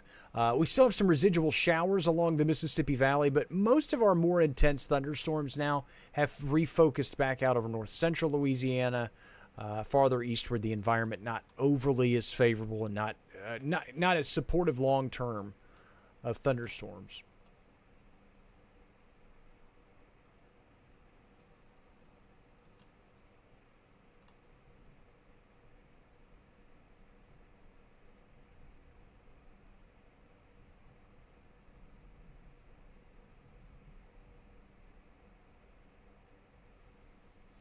Crystal says, just logging on. Is it about over? Or is it just getting started again? Well, it depends on who you're asking. Again, for the Mississippi Valley, a lot of these areas are dealing with some showers, but the storms have at least tamed down for now.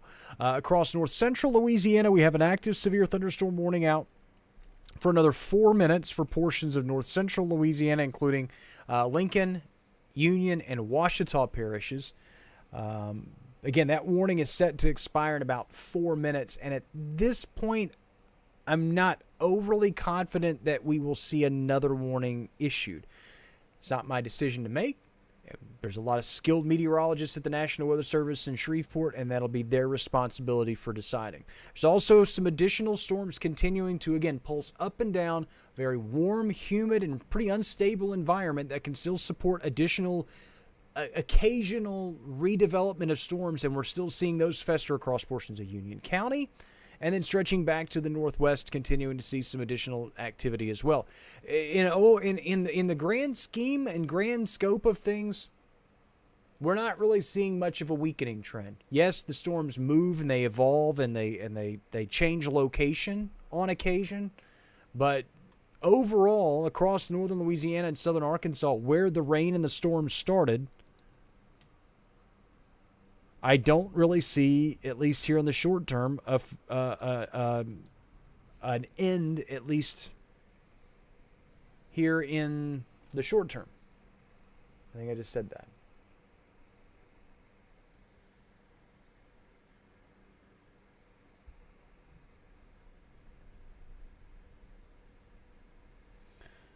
All right, before we wrap things up in terms of daily rain totals, as we hit the midnight time frame, Farmerville's going to end the day right at about 1.5 inches.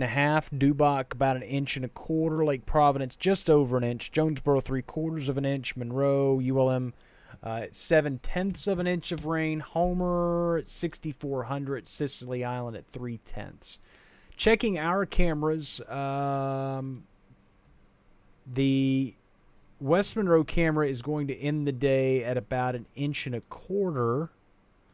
The Monroe camera will end the day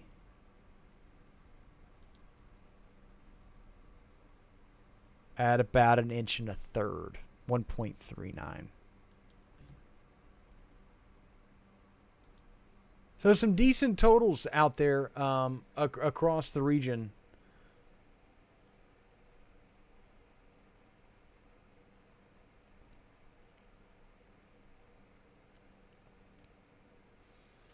So, Amanda, the outflow really kind of triggered a lot of these storms to start the day and kind of produce this corridor. Now, what we're seeing is, again, what I mentioned earlier, the chain reaction of storms, the collision of a bunch of different boundaries in the environment that's helping to kind of spur along a lot of this activity.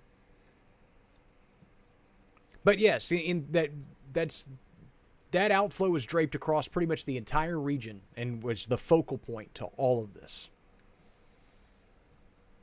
Boundaries in the atmosphere. And we were looking at it earlier. We haven't looked at it here recently. But we can look at it over an 8-hour span.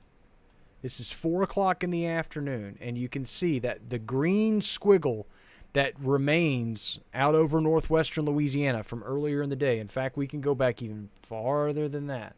This is 12 hours, so we can go all the way back. So you can see the outflow boundary from earlier in the day. It's just drifted, and it gets kind of drifted back to the north, and it just kind of hangs out. And then it's the one little isolated storm over Bossier Parish, and then the next thing you know, we've got a few more, and then a few more, and then a few more, and then a few more, and then we are where we are right now.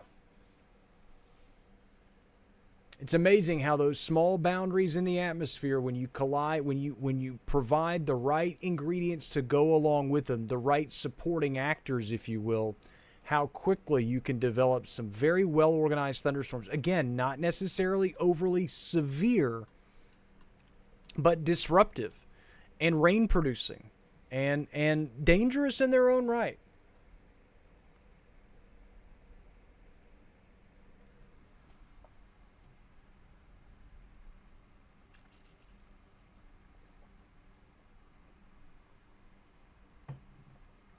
Little bit of good news, though. We did allow for our severe thunderstorm warning to expire. We've got neighbors meeting neighbors over here. On people, first off, y'all need to stop giving each other y'all's addresses on the comments. Now everybody knows where y'all live. But you know what? Interaction's the most important thing. So I'm just, you never know. Y'all may be able to, somewhere down the road, y'all may need each other, and you go, hey, well, glad we met on the Digital Weather Desk live stream that one time when it looked like the world of worlds outside. That's one of my guilty pleasure movies, by the way. The Tom Cruise, Dakota Fanning, World of Worlds. I don't know why I like that movie so much.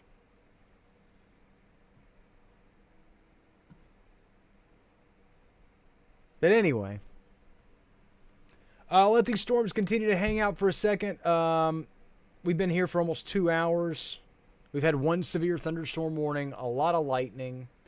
I'm going to turn the camera off for a second, turn my microphone off for a second, and get up, stretch my legs, maybe go try to find a snack in the kitchen. And I will join you back here shortly. But this is the Digital Weather Desk powered by Century Next Bank. Thanks so much for joining us. You can follow these cameras at your leisure at digitalweatherdesk.com. Make sure you download our app if you're headed to bed. It will wake you up if you have severe weather alerts, all that stuff. There goes my camera. Here goes my microphone. I'll see you guys in a minute.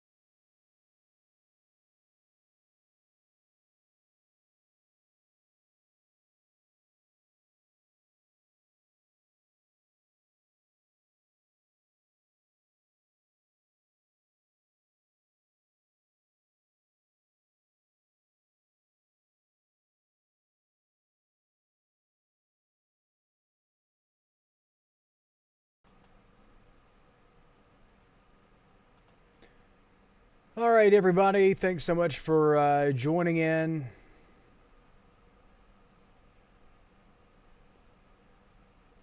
You guys are talking about phone books. Alex! Hello, Alex.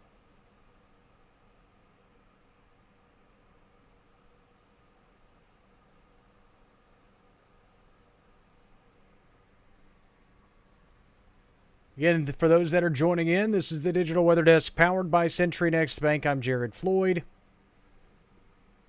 And we're watching some very noisy thunderstorms that have now started to shift a little bit kind of out of our camera vantage point. Not completely out of our camera vantage point, but not we don't have as quite the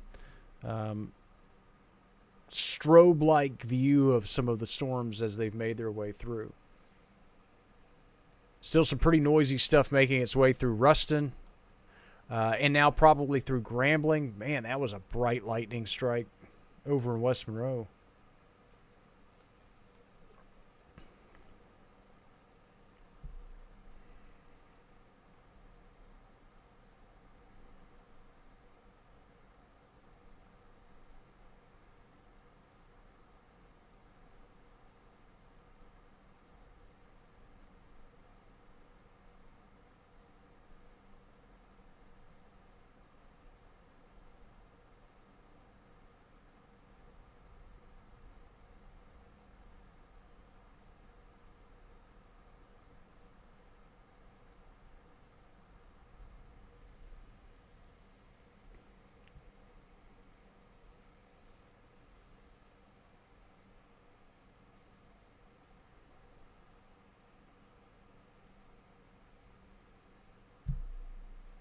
Jeremy, we got to raise our own money for our own radar.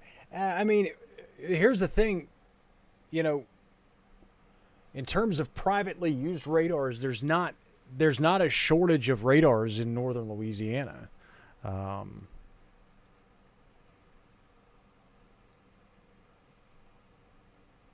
Some of them fail to work regularly. Some of them, you know, are inaccessible for whatever reasons. And then, you know, there's also the National Weather Service radars, which provide a nice little blanket. As much as we gripe about our poor radar coverage in our area, there's a lot of parts of the country that have even worse.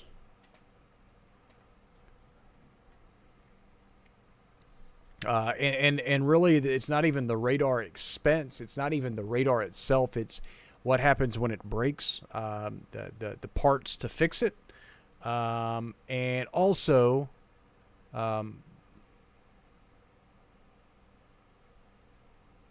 powering it, insuring it, all of those types of things. Not cheap.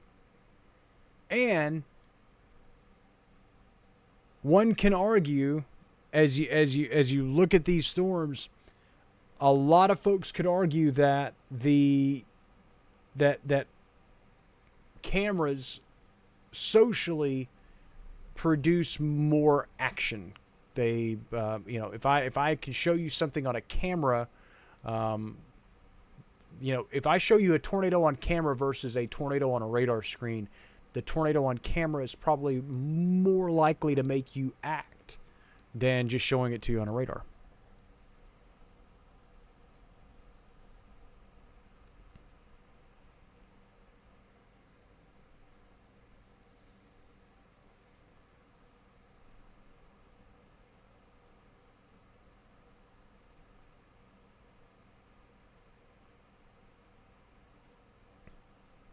But I think you got to use a combination of a lot of different things. I don't think there's not one right answer to any of this. As we continue to watch these storms make their way through northern Louisiana, again, I'm going to back up just a little bit so you can see the other stuff moving through southern Arkansas.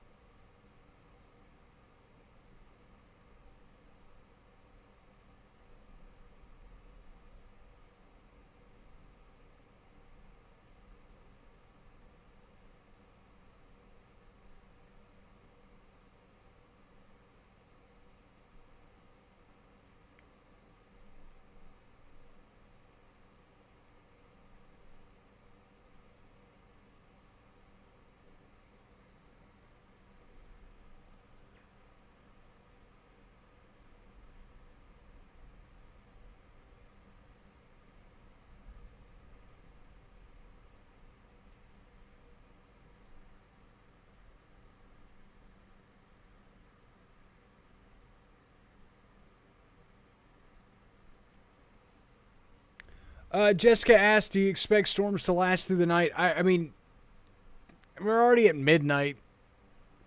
To some degree, yeah. I mean, we're going to see a lot of this continue to extend through the 2, 3, 4 a.m. time frame in some degree. Does that mean your particular area is going to see storms till 2 or 3 o'clock in the morning? Not necessarily. Again, in fact, you look at the rain in the Monroe, West Monroe area, and it is starting to lighten up for a lot of Monroe proper. But then, like I said, take into account an area like Ruston, who wasn't dealing with storms at 9 and 10 o'clock, but now are getting, socked with the next round of storms that are back building into that area.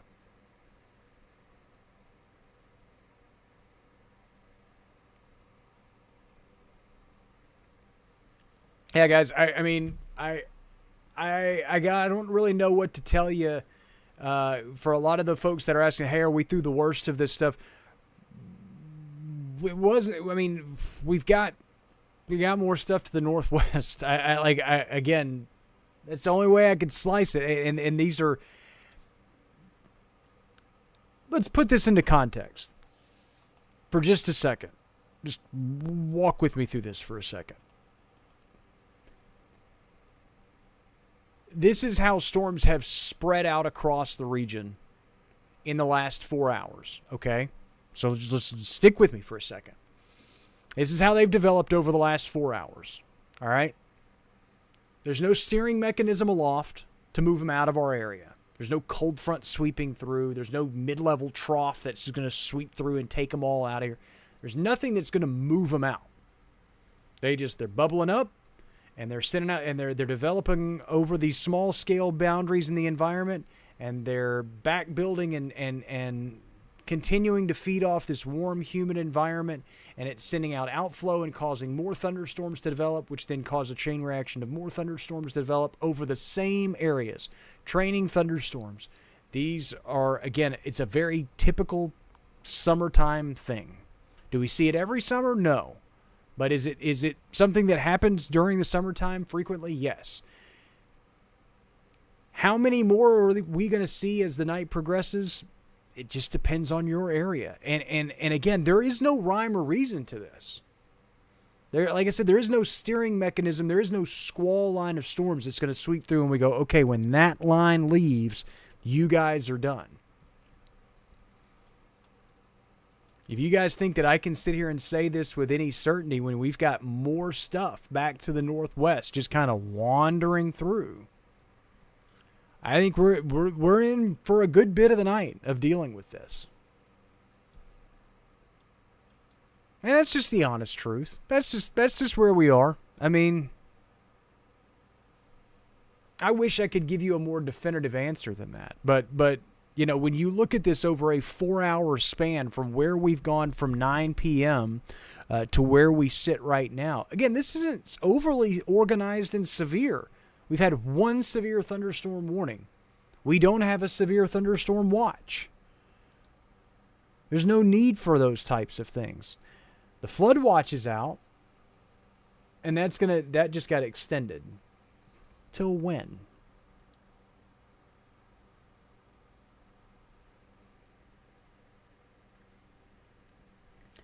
Okay, so the flood watch has been extended through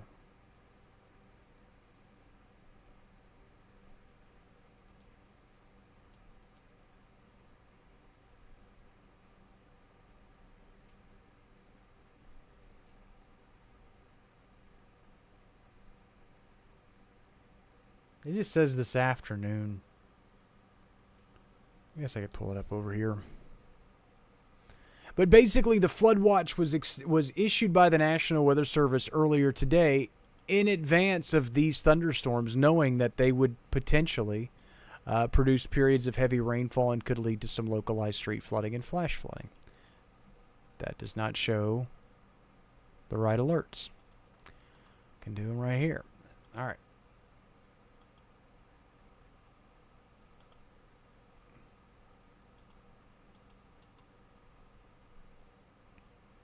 I'm telling you.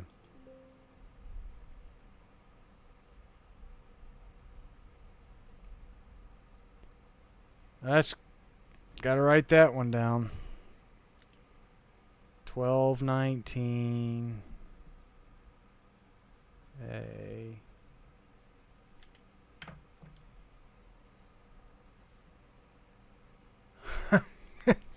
Thanks, Mom. My mom's in the stream, and when I said, "Oh, I need to write that one down," she wrote it. She told me to write it down as well, and I did. Yeah. So flood watch is now out till 3 p.m.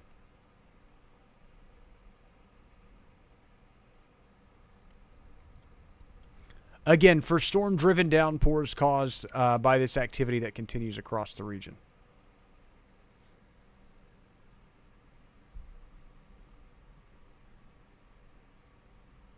You guys also forget that these cameras, like the what we're seeing, lightning wise across the region.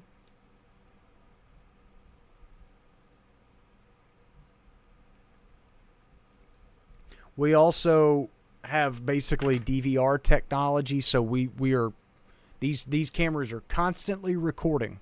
So we can go back after the fact and clip whatever I don't see. We can go back and clip after the fact. Which is cool. Will also give us the opportunity that if something happens tornado warning wise, somewhere down the line, and we go, oh, was that a tornado? We're not sure, and we need to speed it up, slow it down. In retrospect, we'll be able to do those types of things. Sky's really the limit. Pun intended, or not intended.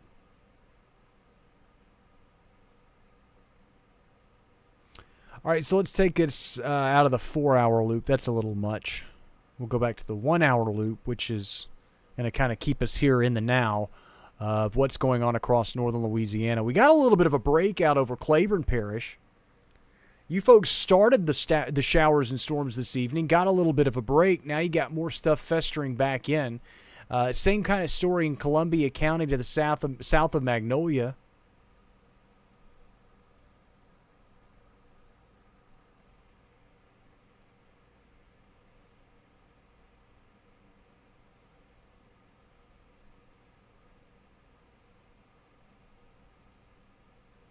Again, there are some folks that are genuinely getting treated to a stunning light show out over West Monroe currently.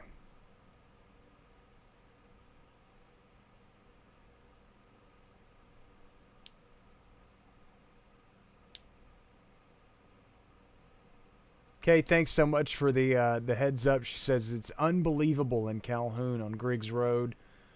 Thunder and lightning, so much rain. Again, a lot of the heavier thunderstorm activity is now focused and now moving into northern Jackson Parish, southwestern Ouachita Parish, and through a good chunk of Lincoln Parish.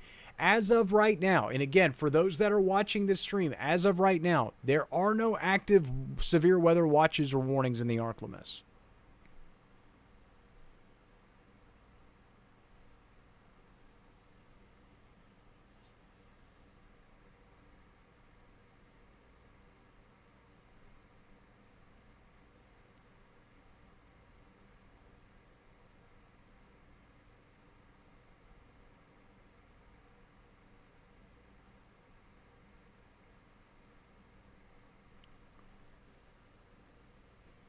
Also, I'm gonna throw something out there for folks that are like, and if you're thinking this, it's okay. A lot of folks in the last couple of days have said something to the effect of, "I've never seen the lightning like this before." Some people have said it with that tongue-in-cheek, like, "Somebody must be controlling the weather." A lot of folks have genuinely just said that. They've just said, like, "Hey, I've never seen lightning. I've never."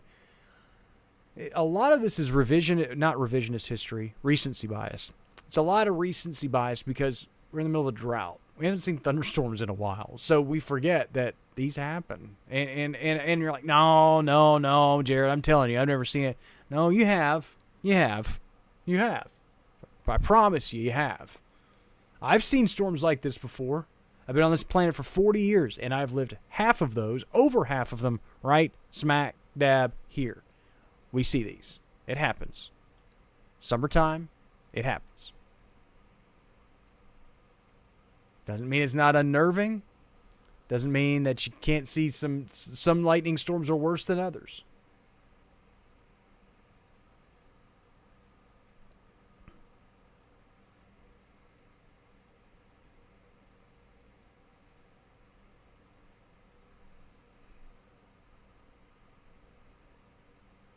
Yeah, and so again, for those that are asking, like, when's the lightning going to end in West Monroe? That is an extremely horrifically open-ended question, simply because in what context? When will the cloud to ground lightning threat end?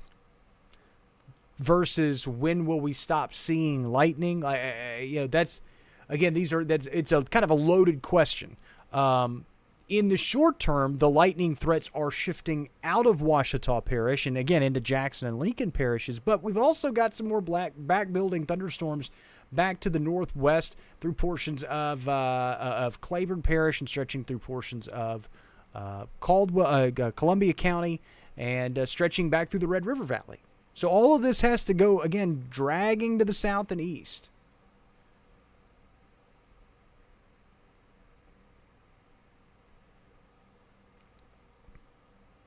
And to say with a high degree of certainty of who's going to be done with what at any point in the night, considering how these storms are unfolding across the area, would be pretty irresponsible on my part.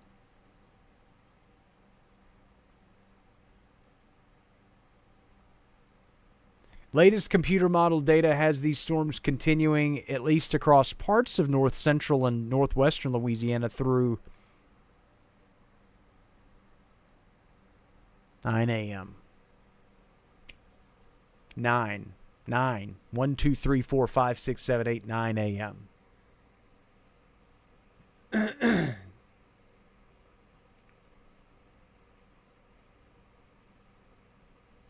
But back to the whole recency bias thing. It's just, again, I think sometimes we forget that was an impressive lightning strike. I think we sometimes forget that sometimes the lower hanging fruit of an answer is these, and the most simple answer is perhaps the most accurate answer.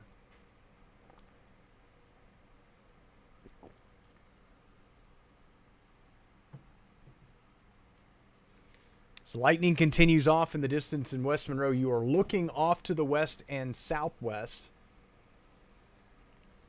from the West Monroe camera. The Monroe camera is looking off to the east. That's why it looks much, much quieter, because there's not a whole lot going on to the east from the Monroe camera. West Monroe camera, different story. I will step away for a second, stretch my legs. That will happen more frequently as the night progresses. Continuing to watch storms as they make their way through the ArkLaMiss, and this is the Digital Weather Desk powered by Century Next Bank. I will be back as soon as I remember how to rudimentally turn off this camera. There it is. Good job, Jared.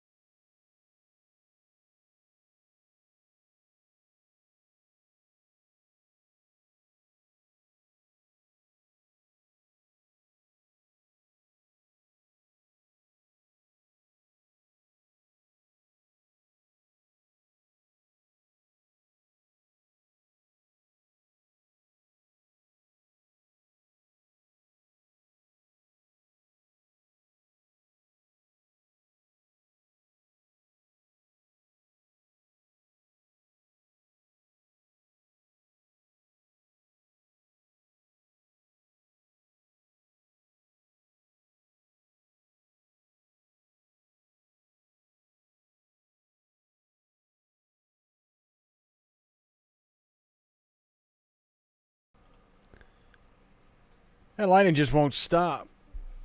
As you look at the West Monroe camera,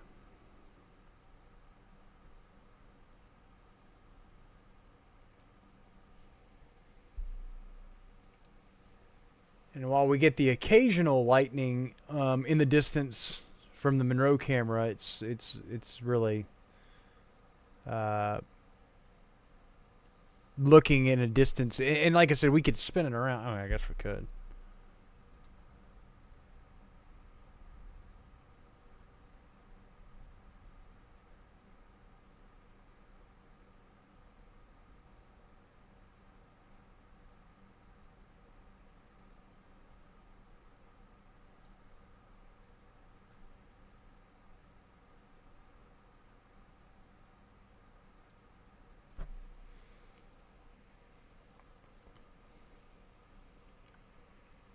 So again, that's got us looking more like west southwest.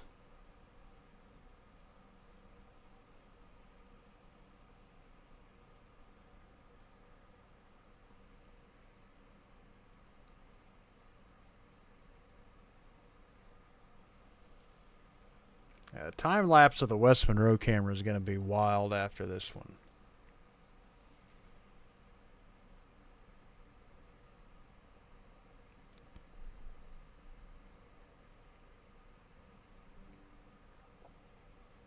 And again, there's something to be said about, you know, dealing with these thunderstorms as they make their way through, but being able to see them in a distance,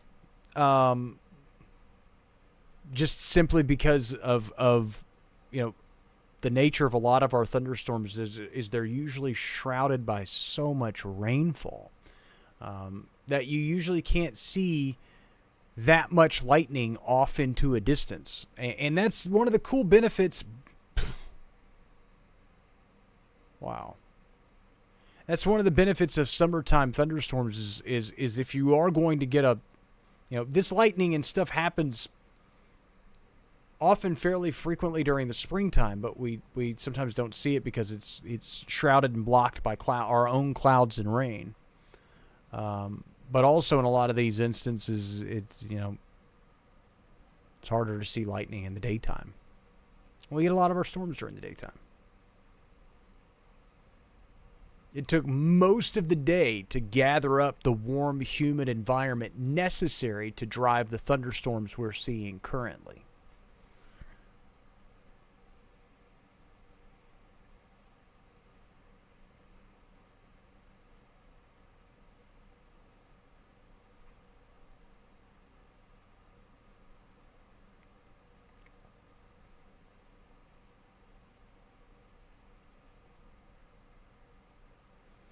Starting to see a lot of the rain kind of shifting its focus farther westward out of Ouachita Parish. Can still see a lot of lightning in the distance in Ouachita Parish, and there's still quite a bit of rain along the parish line as you move over toward Chatham and Eris.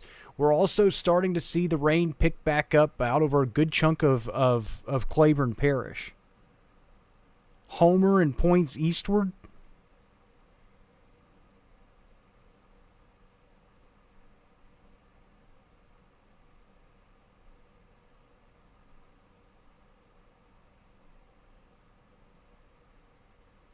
I mean, right out over Lake Claiborne right now, and then stretching back to the northwest as you move into southern Columbia County. Again, there's still plenty of back-building thunderstorms. So to sit and think that we are done completely with rain and storms in any one particular area is probably not the right frame of mind to be in. I think the most likely thunderstorms are in north central Louisiana and in southern Arkansas over the next several hours. Could run into a few storms along the Mississippi Valley, but again, the ingredients looked a little bit more limited for you folks.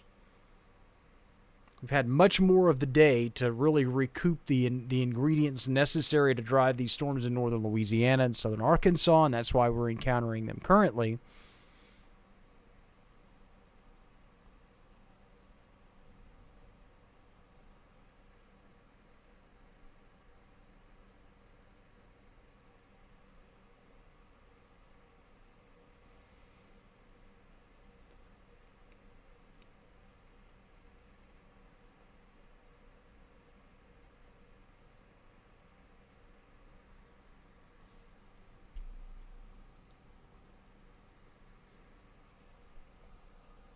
Got 2 new cameras coming into next week. Ruston and Lake Darbone. Let's take a quick pause. We don't, throw commercial breaks or anything like that into these, but a reminder that what we are doing here is made possible by the local businesses that you see there on your screen. If you appreciate what we do, please appreciate what they do. Again, a Facebook message or a note, an email goes a long way. But also just if you have business to give them somewhere down the line, we urge you to do so. If you have roof issues after the night's over, give Brown's Roofing a call. You got water in your house? Call our friends at ServPro. HVAC issues, 318 Heat and Air. Need a bank account? Century Next Bank. Again, I know that there's not always the instance to be able to give business to one of our local business partners, but if you appreciate what we do, and you can have that opportunity, that's the best way to do so. And if you do give them business, tell them why. Goes a long way. The light show continues.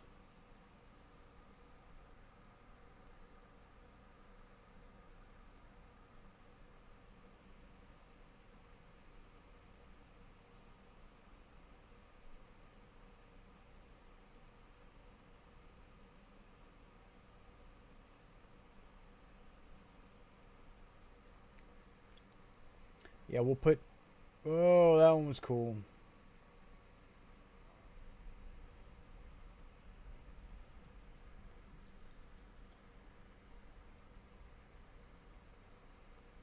$12.41 Monroe camera.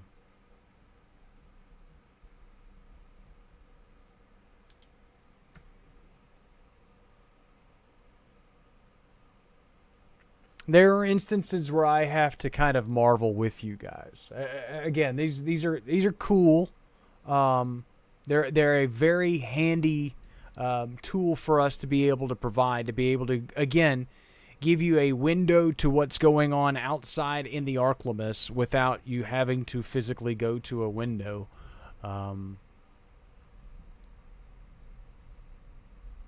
It does help. Yeah, Alexa says, I can see some of the clouds when the lightning hits and they're moving very fast. Yeah, in the low levels, in these instances, a lot of what we're seeing is kind of outflow induced. And when you get that, you have kind of a turbulent environment. And so, yeah, a lot of your clouds in the low levels are going to be moving pretty quickly right now. Pretty common, cool to see, still eerie to see, still can be unnerving, but normal.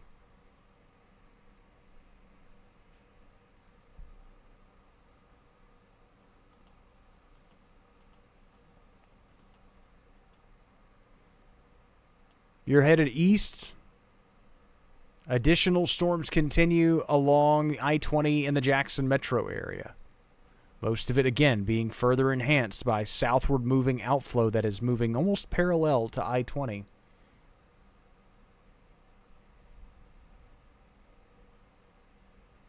Well, Jeremy, the optics are cool on these cameras, but again, it also is it's a testament to our friends at WeatherLogic and at HazCams, because they were monitoring the feeds with us.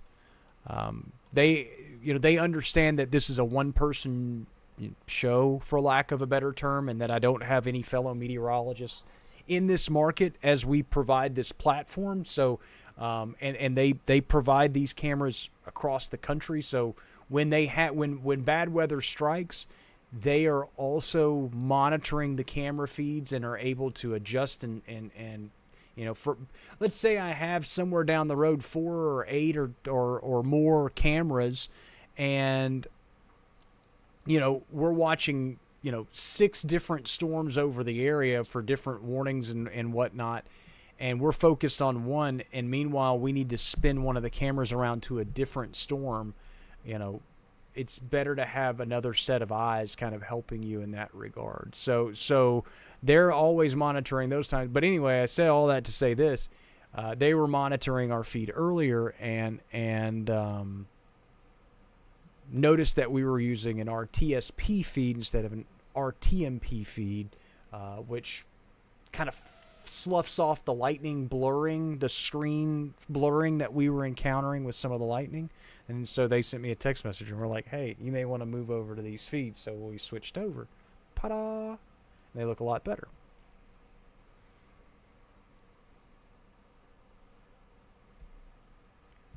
So it's good to partner with folks that know what they're doing. You know, that's why we partner with the folks at Barron Weather that provide the radar and the graphics, software that you see on a daily basis, the 7-day forecast and all that. All those types of things were built by I feel like we've put ourselves in the right rooms with the right people to be successful, and that also goes all the way down again to our local business partners who make all of this possible.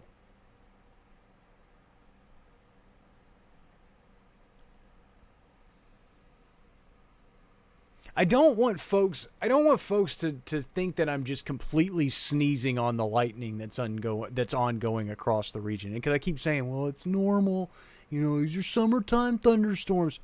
Don't get me wrong, this is wild stuff. We don't get lightning storms like this all the time. We've had 2 extremely vivid lightning storms in the last 3 days, and we get them. We only get these types of extreme lightning storms once every couple of years. To get 2 back to back like this is pretty rare.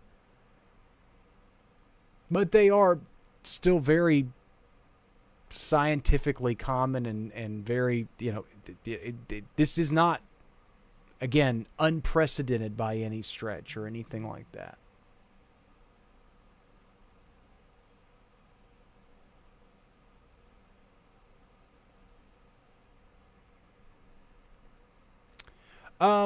Honestly, Karen, the Monroe camera is looking off to the west. But quite frankly, it may be just there may just be not it may not be in a close enough distance to really see too much lightning. We are seeing some lightning. As we've pointed this camera to the west. Alexis says it's pointed to the east. It was pointed to the east. We swung it around to the west. We're probably about to spin it right back around to the east here in a minute. But we were trying to just kind of see what we could see by turning that Monroe camera around to the west. So there is some lightning, but the West Monroe camera is far closer to the more vivid lightning out over the western sides of the parish.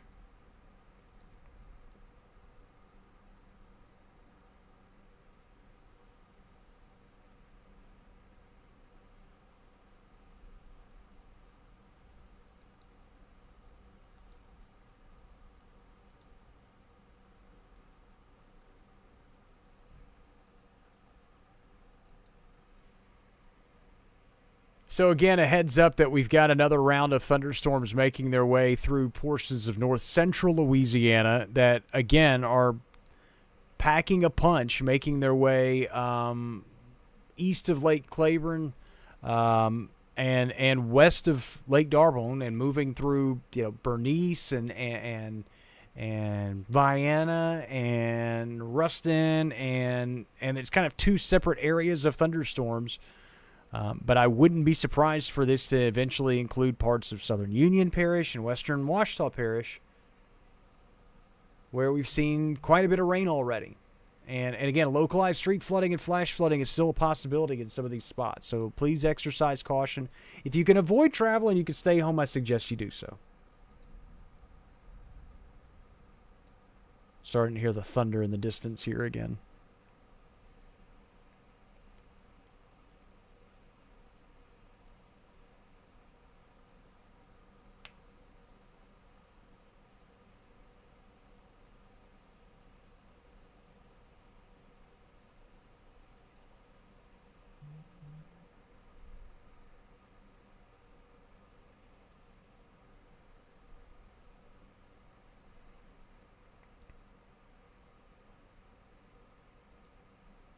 Another kind of minor explanation as to why the lightning seems so vivid. How many of us have a 4K camera just pointed at the sky to look at lightning like this? I don't. Well, I mean, now I do. I didn't up until a couple weeks ago, and I say that in all seriousness. Like these are pretty good vantage points to see lightning. You know, we're not shrouded by trees and all kinds of stuff like that. We're looking into some pretty open skies, and in the West Monroe instance, we're also kind of looking away from the city lights to see what we're seeing with a lot of the lightning. So again, there are a lot of explanations, you know, as to why this just seems so crazy vivid for our area, but a lot of it is also because these are some very electrically charged summertime thunderstorms with an exceedingly high amount of moisture to work with.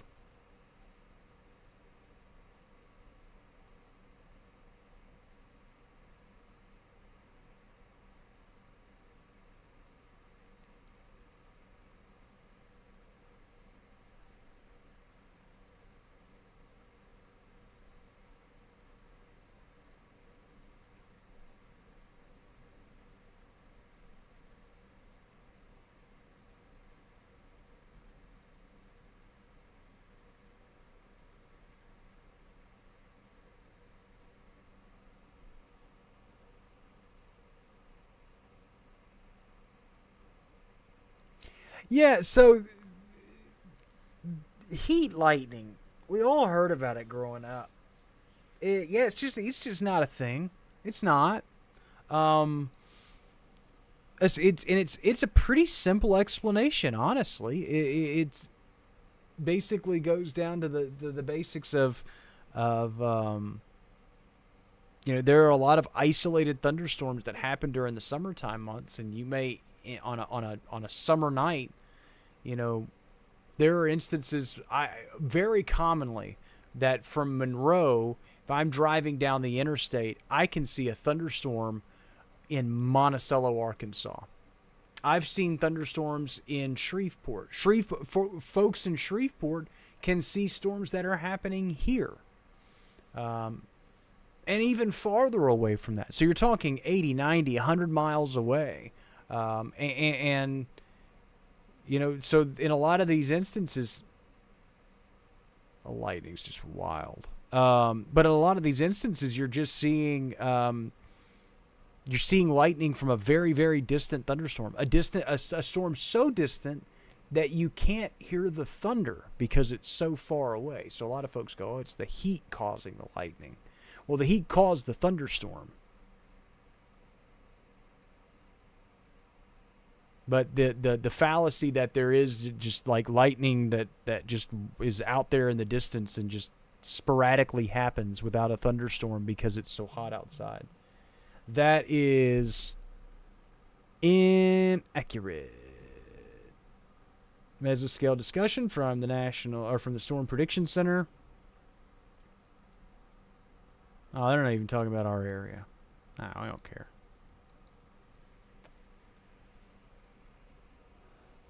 Christy says, hard rain in ears for the past probably 15 minutes. Weather statement just got extended again. Yeah, so everybody's getting the special weather statements. And for those that don't understand what a special weather statement is, or that they receive them frequently and they just kind of go, yeah, what about those? Those are basically letting you know that impactful, disruptive weather is headed your way, but it is not by definition severe. If you're going to get a storm with penny-sized hail and 45-mile-an-hour winds, you're not going to get an alert on your phone saying a severe thunderstorm warning is headed your way, but you probably want to know that penny-sized hail and 45-mile-an-hour winds are headed your way. So that's your opportunity to do so.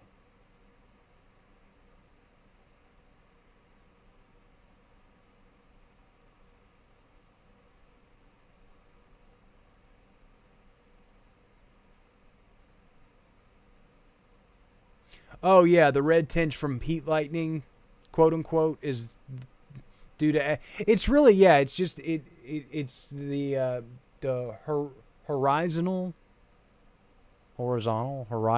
effects of the Earth's curvature. But I never really noticed the red tinge from distant, heat lightning. I never really noticed that.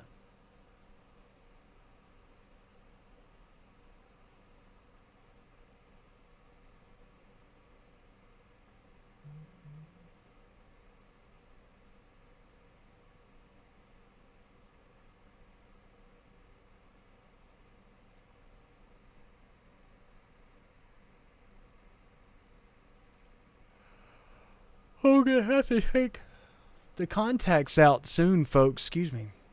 It's getting sleepy time. That is one thing that has changed since launching the Digital Weather Desk. I used to be a night owl.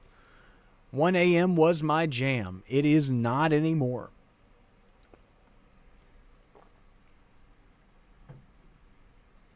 We are 3+ hours past my bedtime.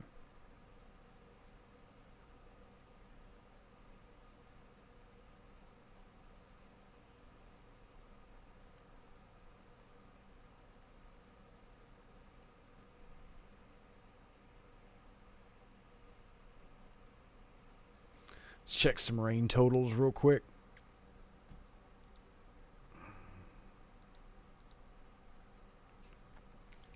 Yeah, so Christy, you said, hard rain for that brief period of time. It's 12:55 in the morning, and Iris is already, their Mesonet station's already at almost 1/4 of an inch of rain. Dubach already at 1/1600ths of an inch of rain. So again, yeah, these storms are very, very, very efficient rain producers in a short period of time.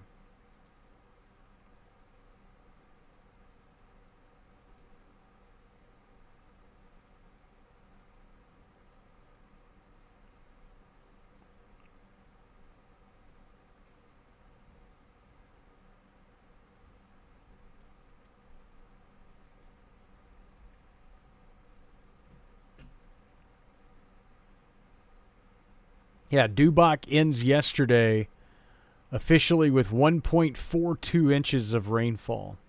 Farmerville ends the day with 1.49 inches of rainfall, just shy of an inch and a half.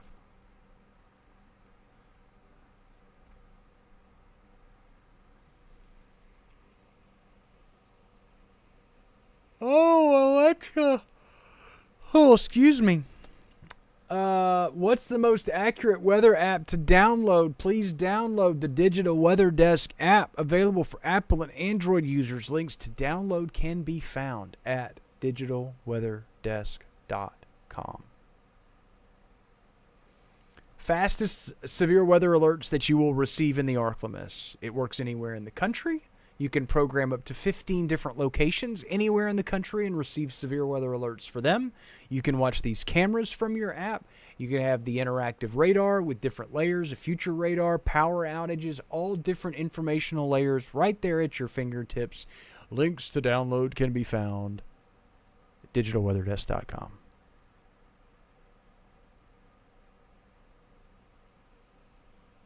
I know a lot of folks that use my radar. If you're looking for just a raw, just radar output, if you're a weather nerd, a lot of folks use Radar Scope or Radar Omega, or there's nothing wrong with any of those. If you're just looking for a day-to-day weather app, then we always suggest our app. Again, in terms of the alerts and the lightning alerts and all the different customizable options that are available, and the fact that it works anywhere in the country. And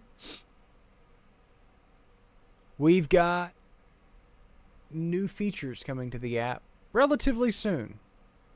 Don't know how soon, but eventually soon.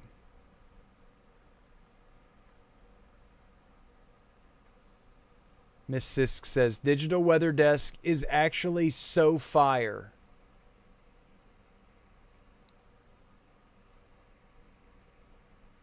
That's what all the kids say these days. It's so fire. That's like one of the biggest, for somebody to say that your app's fire, that's a big accomplishment. Thank you. We appreciate the compliments, and we're glad that you enjoy it. That's the most important thing.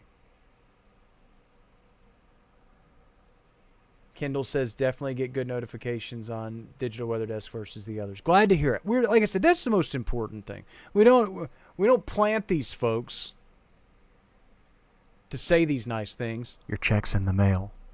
I'm just kidding. There's no check. There's nothing in the mail. But the most important thing is that we're providing a service that is actually beneficial and helpful. Karen asks, is there another strong storm up in Dubach, and will it hit Ruston? Yes, and probably. You got another storm that's making its way southeastward. For what it's worth, man, lightning's wild in West Monroe. For what it's worth, that storm has looked like it has come down in intensity somewhat briefly in the last few scans. It does not look as strong as it did when it first started getting its act together out over portions of Claiborne Parish. In the last 2 or 3 scans, last 5 to 10 minutes, it does not look as strong. That said, it's going to bring more heavy rainfall. It's going to bring more lightning. And it's just going to be another noisy, annoying thunderstorm that makes its way through northern Louisiana. We're starting to see that heavy rain axis sift a little bit farther southwestward.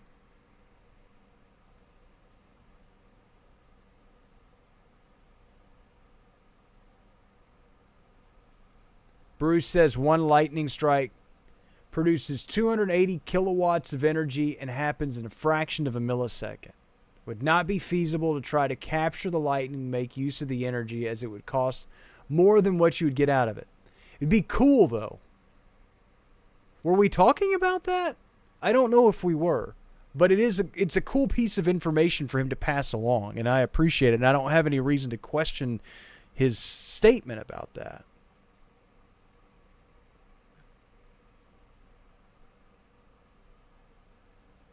But I appreciate the input, because it is, again, it's worth, thinking about. Be cool if we could just channel all of this energy.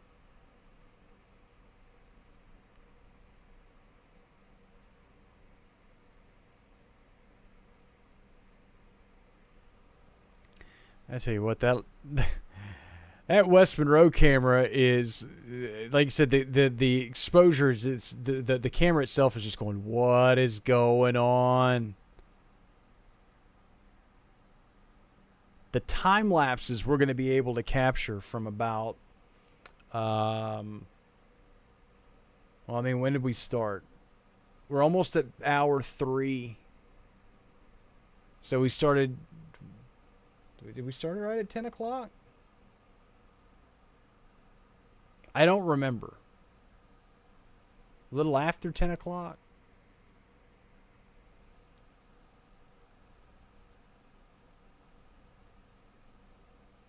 So we could do almost, like a 3-hour time lapse of all of the lightning. Oh, Bruce says I was wondering where that conversation. He said he was just curious. He's retired from a power plant and he Googled it for the info. I think that's, again, fascinating information. Fascinating stuff. And again, there's somebody out there going, why haven't we built a way to channel and attract and funnel electrical energy, and that's why we haven't. I feel better having knowing that now. Thank you for that piece of information. I really do feel that way. By the way, she said the West Monroe cam needs an epilepsy warning right now. For those that are photosensitive, in all seriousness, we do need to kind of at least throw that out there as a possibility. That if you are photosensitive or to flashing lights and those types of things, in all seriousness, that is a concern. When we did I did a time lapse of all the lightning from Saturday morning. And I did the Monroe and the West Monroe cameras together in a vertical video, and we had both of them, and it was a lot of flashing. And I put a disclaimer out there. I would never want anybody to I would never want to cause harm to somebody because of We're just trying to look at cool videos.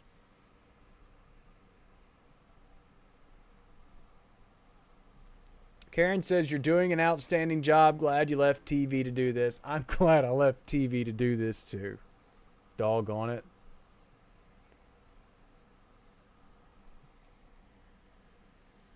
This does just give us an opportunity to, again, sit, visit, create community. Comfort and community is two of the words that come to mind very frequently. There will be a time where we go from not just, lightning-induced thunderstorms and a bunch of, crazy, strong thunderstorms to we will eventually see our next severe weather outbreak. And we will be watching numerous thunderstorms that are tornado producers and all those types of things. Today's not that day. Today we can kind of look a little bit more casually at these storms, knowing that as long as we're, inside, we're not trying to travel, and we're off the roadways, we're probably going to be fine. Most of us, for all intents and purposes, should be just fine.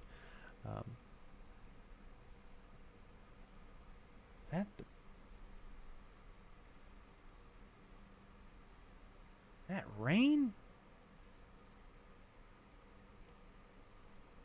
I'm not used to the house being so quiet, so it's weird.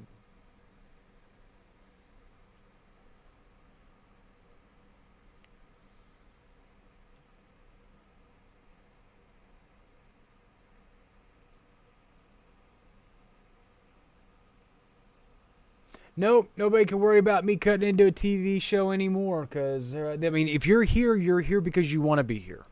And that's, I think, the ultimate gift of all of this, is that this information is not being forced upon anybody. If you are here and you're following along on YouTube or Facebook or Twitch or X or wherever you are, you're here because you want to be here. And if you get the information that you want to get and you're done for the night and you're like, all right, I'm out. That's it. That's cool.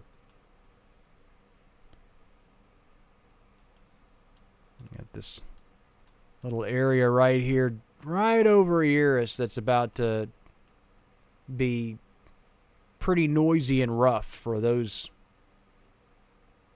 in Chatham and Eris and some of these surrounding areas. Debbie says, understatement on the app. Lightning has been detected in the West Monroe area. Funny story about my app. So it had launched, and I had it for maybe a day or two. It was probably longer than that. Again, revisionist history. But I had it for maybe a day or two, and I was driving down the road, and the app went off, and it was like, rain's approaching your location. And every app that I've ever had, especially in our area, as you get farther and farther away from a radar site, and a lot of those alerts are tripped because of rain proximity to your area, blah blah blah blah blah blah blah blah blah. And so I looked at it and I went, oh yeah, just like every other app, it thinks that rain's headed my way. Silly app. And I just kind of put it down, and I genuinely discounted my own app, mistaking that rain was headed our area when it was not headed our area. And then lo and behold, literally another half mile down the road, the raindrops started hitting my windshield. And I got a little chuckle.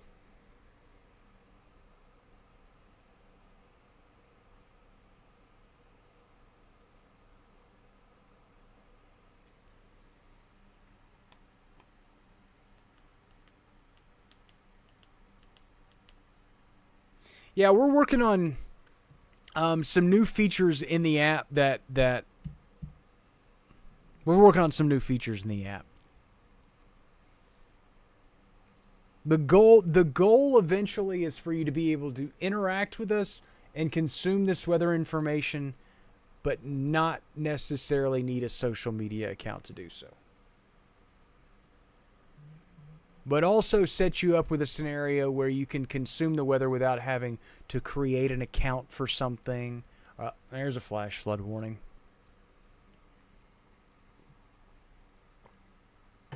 I never want to have an instance where you have to create an account for something.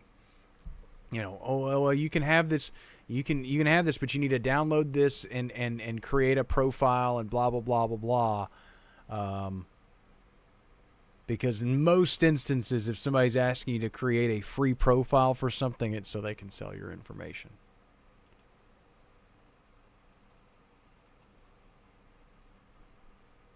And we want as little of your information as possible.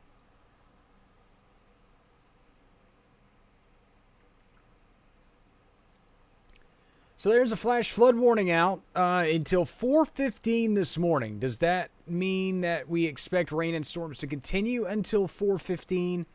Not necessarily. It's possible, but not necessarily. It just means that flooding, rainfall, and draining of the floodwaters could continue and be a travel concern through that time frame. But this flash flood warning includes much of Claiborne, Union, Lincoln, Washita, Jackson, and part of Bienville parishes.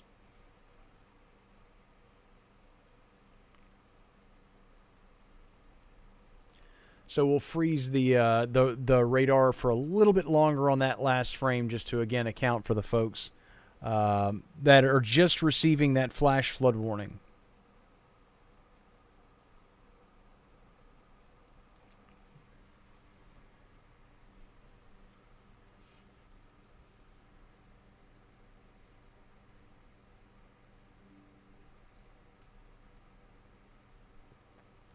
The damage threat is considered considerable with this storm as it makes its way, as these flash flooding rains are produced.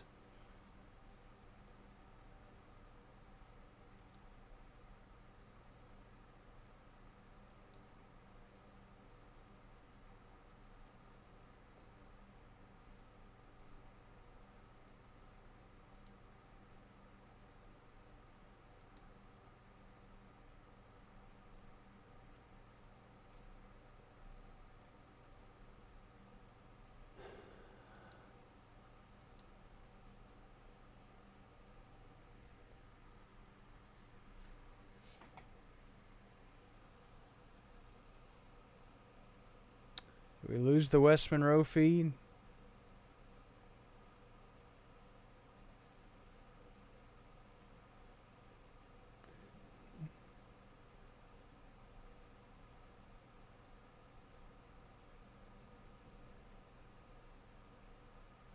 Maybe hop off those feeds for a second, let them kind of catch up.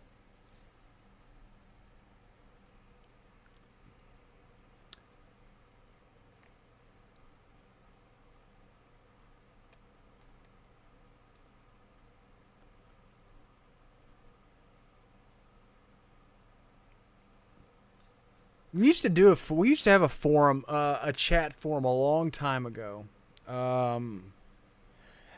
many moons ago, and then the website format changed and that disappeared, and that's when I started a Facebook page.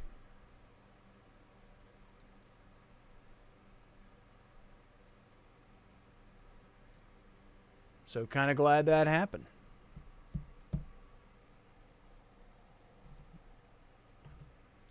All right, let's bring the cameras back in.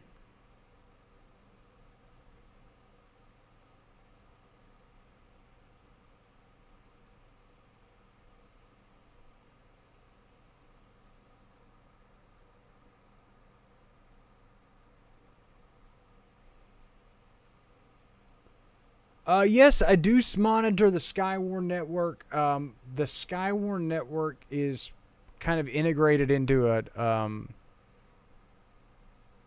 a chat system that we have with the National Weather Service. So we're kind of all, it's called the Integrated Warning Team. We all work together to help provide better information and work as a collective group. And so, yeah, we all kind of have access to the same general information. Brady asks, keep dozing off. Any updates for the Calhoun area? I mean, not really. I mean, there's storms off in the distance, and you've got more coming in from the northwest. It'll be off and on stuff like this through a good chunk of the night. And to that note, we are probably fixing to bring the live stream down, at least for the time being. It's getting late, and a lot of folks will probably trail off here soon, trying to get some sleep. Again, the overall severe weather threat is quite low for any one area, but obviously we're going to continue with this heavy rain scenario. I'm going to continue to hang around and continue to keep you updated on things. We're going to do some intermittent radar updates. If we see re-intensification from a severe aspect of these storms, then we'll restart the live stream and things then as well. But again, for a lot of folks, it's just going to be a lot of noisy thunderstorms as we go through the night. Make sure that you have those severe weather alerts turned on. Don't forget about our partnership with Weather Call Next Gen. And you can find out more about that at digitalweatherdesk.com. And again, our alerts are quick and fast and noisy and all that stuff. So, and I know weather radio goes a long way. So I know you obviously don't have those, but again, we have the weather call, which is super noisy and super disruptive. Will wake you up. Calls with phone calls and emails and text messages. We have the alerts from our phone from our app as well. Highly suggest that you just kind of have all of those just in case. The general thought process, though, surrounding everything for the rest of the evening is rain-producing thunderstorms. Localized street flooding, that's going to be our biggest concern. Exercise caution on the roadways as we continue through the rest of the morning. Exercise caution if you do have to venture out and about. Lightning alerts, severe weather alerts, the cameras, all available 100% free with the Digital Weather Desk app, available for Apple and Android users. All of this is made possible. 3 hours of streaming coverage for even non-severe thunderstorms is made possible by the local businesses that you see there on your screen. Again, if you appreciate what we do, please appreciate what they do. They are the businesses, the driving force, the life force that makes this possible. And I cannot stress enough how important it is that you let them know how much you appreciate what we do here. We'll continue to keep an eye on these storms. I'll provide some radar updates along the way. If we need new live coverage somewhere down the road for whatever reason, we'll be here for that as well. As always, thanks so much for choosing the Digital Weather Desk powered by Century Next Bank. We all need to take a break for a second. We'll keep you updated as we go through the rest of the morning and try to get some sleep along the way.